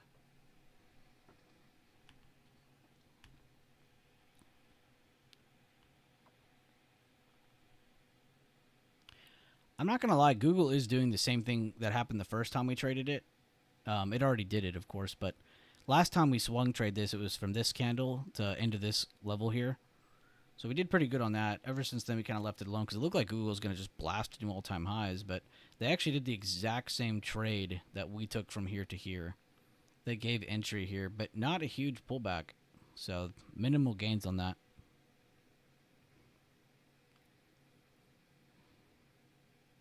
Still room to that next EMA, though. I don't know if they have the power to touch that level again unless the whole market gets a good red day tomorrow. Or end of day today, even. MO, that one did not go according to plan.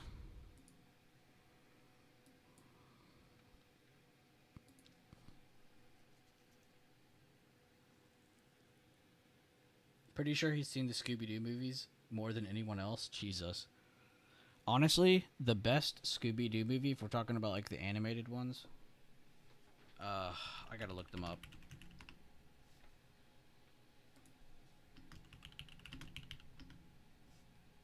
Oh, it's this one.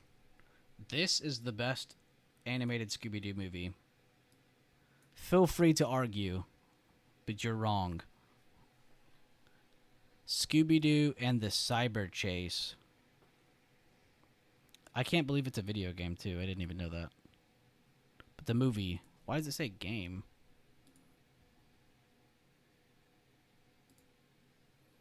Yeah, bro. This movie was so ahead of its time.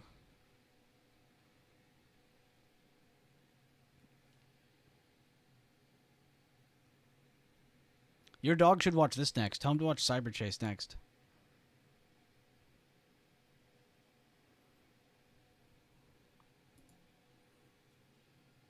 You had a really good childhood if you saw that movie growing up.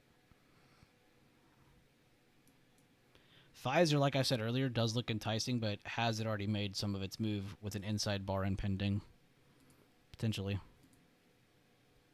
Kind of like Rost here. It's like, yeah, that looks good for more downside, but it's done its move. It might have an inside bar coming. There you go. That's kind of what that chart could be looking for. Ooh, RSG. I don't know what this is, but good start. Ooh. Little breakdown chart with a ton of room under it. What is this? It's an energy chart. That's all I need to know.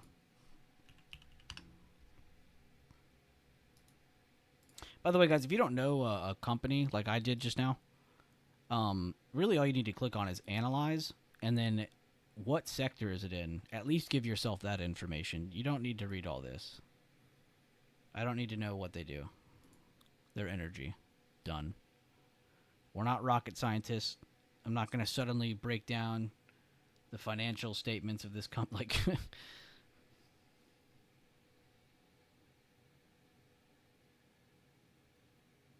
he'll watch it tomorrow. It's a good one. Dude, what a legend. What's the name of your dog again? I feel like I've heard it before and I don't remember it, but it's definitely a memorable dog name. That's how I... Dude, what is it, dude? I feel like I know it. Kodak. Dude, fuck. I keep getting this other dog's name stuck in my head. I had a friend growing up and he had a wiener dog and the dog's name was Abercrombie. I was like, dude, that's actually a good-ass name for a dog. A little long, but it was a pretty good name. Kodak, though, that's a dope name. You know what music he's listening to. The best kind.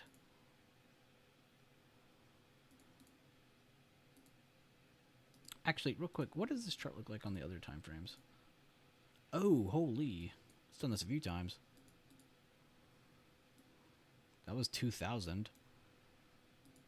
Here's 2014. Going into 2015. Where were you all in 2015? Where was I 10 years ago? Not here.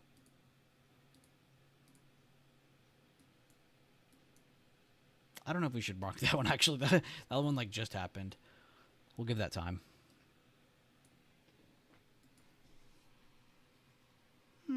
Kind of tells us what we already know, though, by marking the monthly emerging candles. Because we already knew, okay, well, it's It's probably this level it's going to, and that it needs to break to go down more. This is like BAC. So this could be seen as like an early, smaller trade. That could lead into a bigger trade. Kind of like how BAC was supposed to be. I think I like this one a little bit more than BAC. Let's see if we like the options chain more. Oh. Oh, okay, okay. We got some open interest here. That's the first thing I'm staring at when I go to this screen. When looking for swings, because I just want to see, is anyone even trying to look at this chart? Not the worst. Could have been a little better, though. Actually, what do the spreads look like? Oh, they're dog ass. Never mind, guys. We're not touching this chart. Oh. This is a perfect example of a good chart, horrible chain. If you see a spread that wide, get off of that screen. What the hell does 0 to 90 even mean? Yeah, get off this. That's crazy. Perfect setup, dude. This is a perfect setup for a potential big drop. I say big drop, it's $1.20, but distance-wise, it's pretty big. Oh, man. I hate when I see those. I can't filter out literally every piece of junk. Like, here's another one. What is this even from? Healthcare. Okay, that's a little bit of a red flag. Another one. This one actually isn't as bad. This looks just like a healthcare chain. Eh. That's another one, though. Super clean. Did its retest even. Looking with room above it. I mean, that looks like it's going to 140 at least.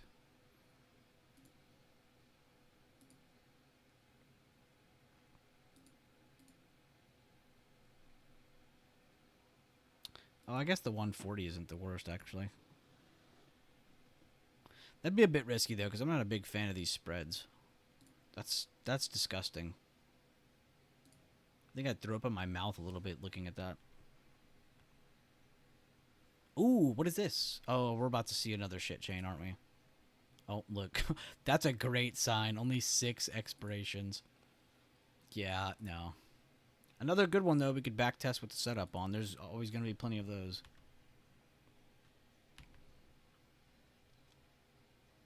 I thought it was going to be a little sketchy when I didn't notice what half of these tickers even were.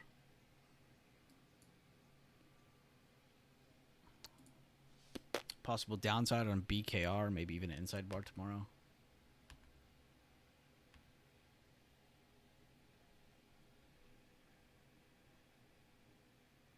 Long on Kodak, but not on Kodak. Yeah, no, I got you on that one.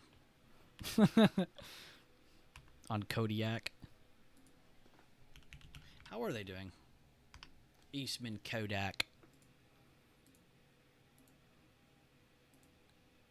Why don't we zoom out? Oh.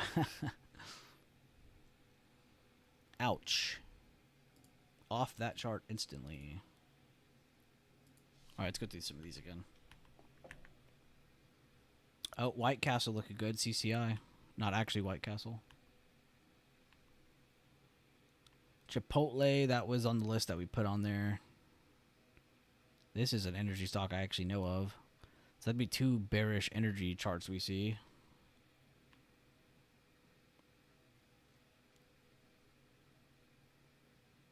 I don't know what that is, but that looks good too.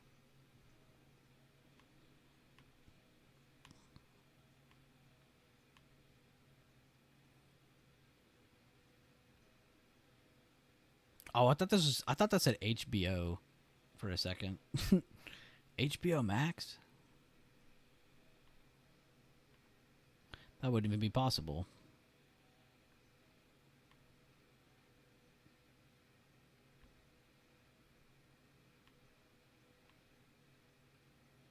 Hey, the NASDAQ setup did go up. We talked about this yesterday. And not like we were going to swing it or anything. Actually, why don't we look at the chain?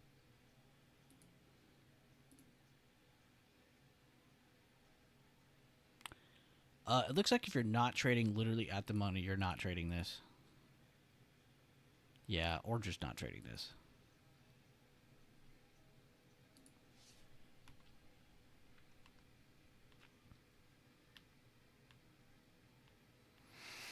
Not a big fan of a lot of these, gonna be honest.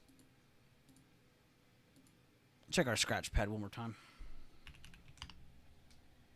I do like meta short-term upside, but it really is relying on everything else just not pulling back. So that one's iffy. Car, I kind of like short-term upside on that as well. It kind of sucks they have the 21 so close there, as well as the top of that zone from the weekly. I believe we drew that on. So we really need 6150s to break on that.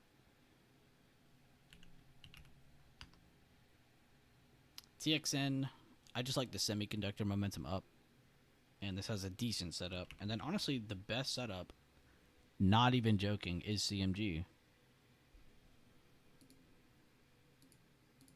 Nope, no.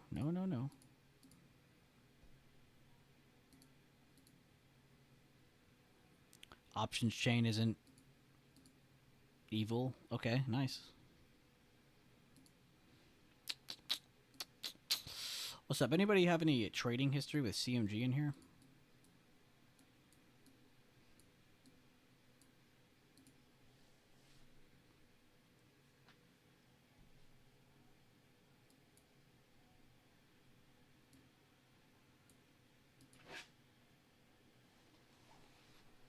One second.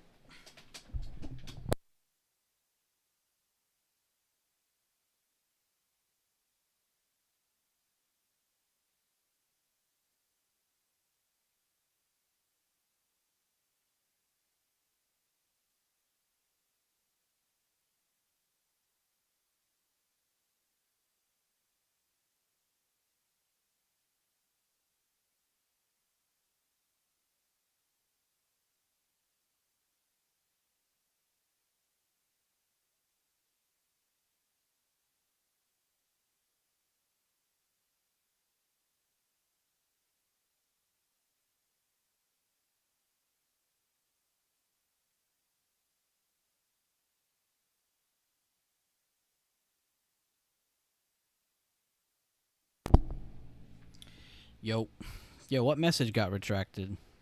Redacted. What happened with bull gap down today has huge volume and daily forming. Bullish hammer. I said this in chat. I said it in stream the other day. But I honestly blame the exposure that this stock got. I keep like talking about it, but dude, when we talked about this like way back here, like before all this even happened, we were probably like one of 3 people on the internet talking about it.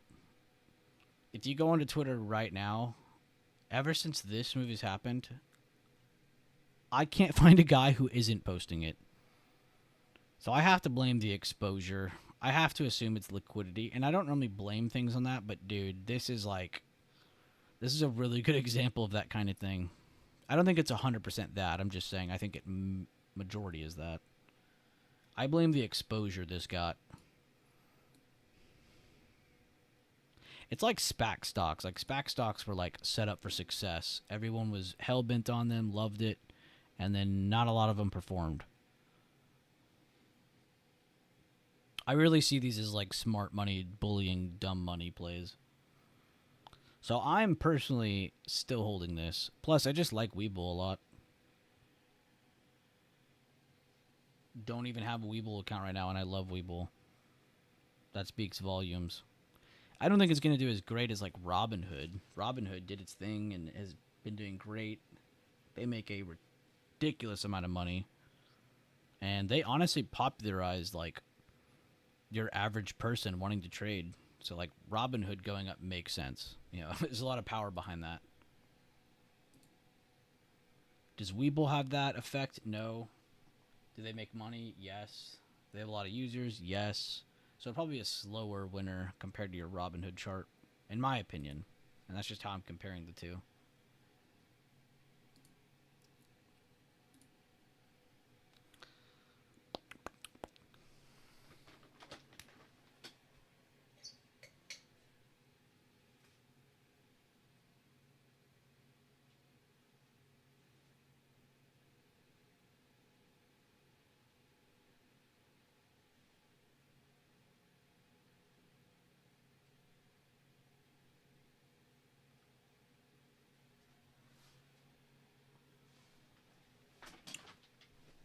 But I could be wrong.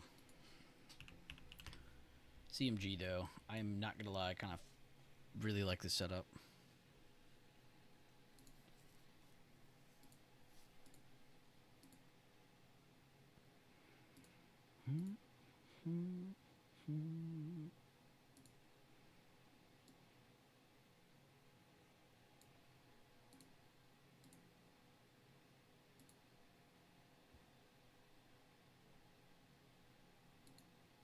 Dude, you could get a 45 November 21st for that much. That's actually crazy.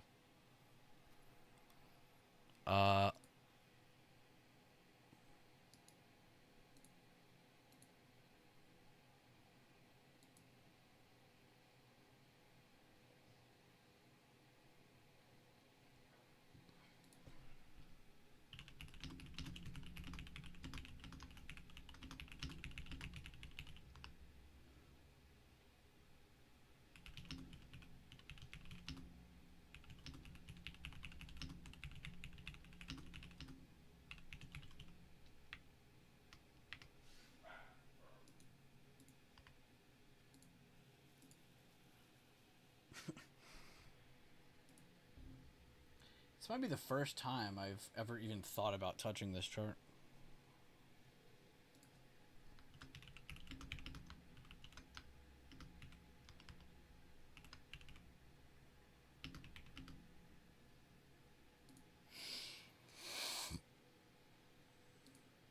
No, that's not what I wanted.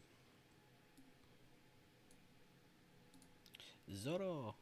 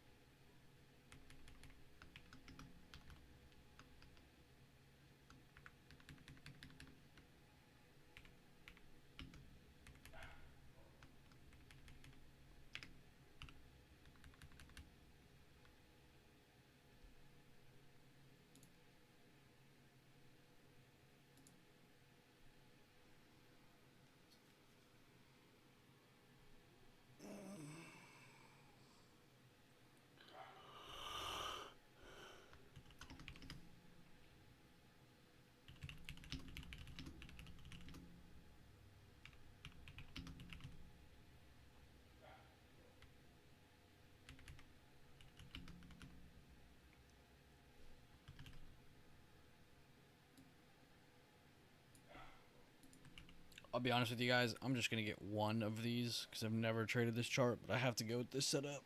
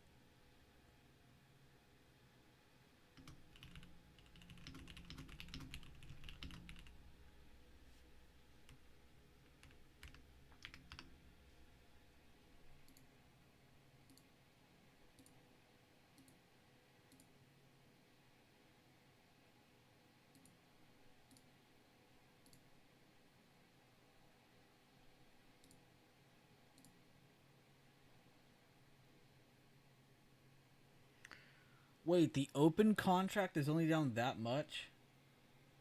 Am I tripping?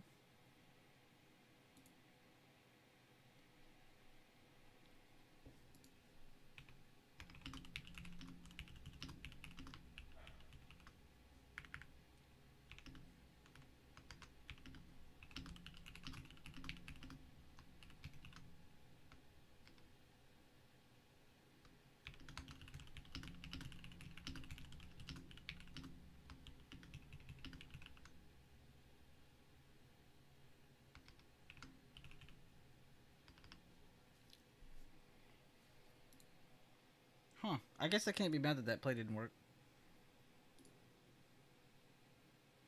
I thought that was going to be way worse.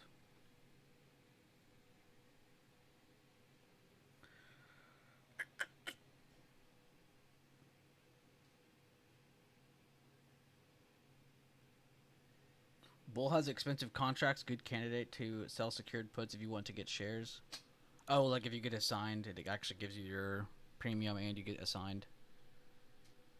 What's like the fifth? Is that like the fifth rejection of the? I don't know. Let's go look.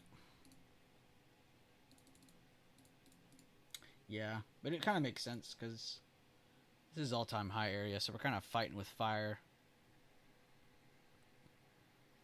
Meaning it might take longer to make those decisions before those single directional moves. Also, we did move a lot up the whole first session of the day and into the second part of the day. And then we started ranging. So there is still potential for end of the day to have something here. Last hour and a half. But I'd probably focus on just being bullish for now until something changes. Kind of what we summarized here in the stream today. Worked out really well for us today. On all three charts. Guys, I think I am going to end stream there, though. I had no idea I was going to go that long. I'm kind of tired now. I do appreciate everybody being in here and dropping all the different comments you could, conversating, interacting, keeping the stream going, keeping it alive. I appreciate the good vibes. Thanks for the callouts, too. Lots of callouts by different people in here. Personally, just to summarize it, we had 2 swings, 2 scalp callouts, 1 on open, light loss, 1 on BAC, light win, and then callouts on Triple Q and IWM in here. The chat itself, though, had been posting tons of SPY and other tickers within the Discord and the YouTube stream itself. So good job to everybody, seriously. I know I end the stream with that kind of same message, but I really do mean it. Like, you guys are really killing it, making it easier for the rest of us, and it's just nice. Everybody's kind of focused on effective, efficient plays and helping each other out, keeping each other going. Positive reinforcement, most important. So keep the vibes going, keep the vibes up, and all that good stuff. If you ever have any struggles or difficulties yourself, spread them out into the chat. Post reviews, results of whatever you're doing. You know, if you're not interacting, we don't really know you're struggling. So definitely put yourself out there on the line. This is a different kind of group. You don't have to worry about feeling embarrassed or anything like that. This isn't that kind of group. I mean, I may make fun of some of you in here, but it's for fun. But yeah, so I think I'll end the stream there. Thank you guys again for all the likes on today's stream, all the clicks, everything. Thank you, Tony, for the $2, dude. Seriously, huge donation. I'm not being sarcastic. I'm just out of energy. But thank you guys again. Seriously, I hope you have a good rest of your day. And yeah, tune in tomorrow. See if we're in the Discord or not, or what's going on. But I'll definitely post some key levels and shit regardless. And see you guys later on.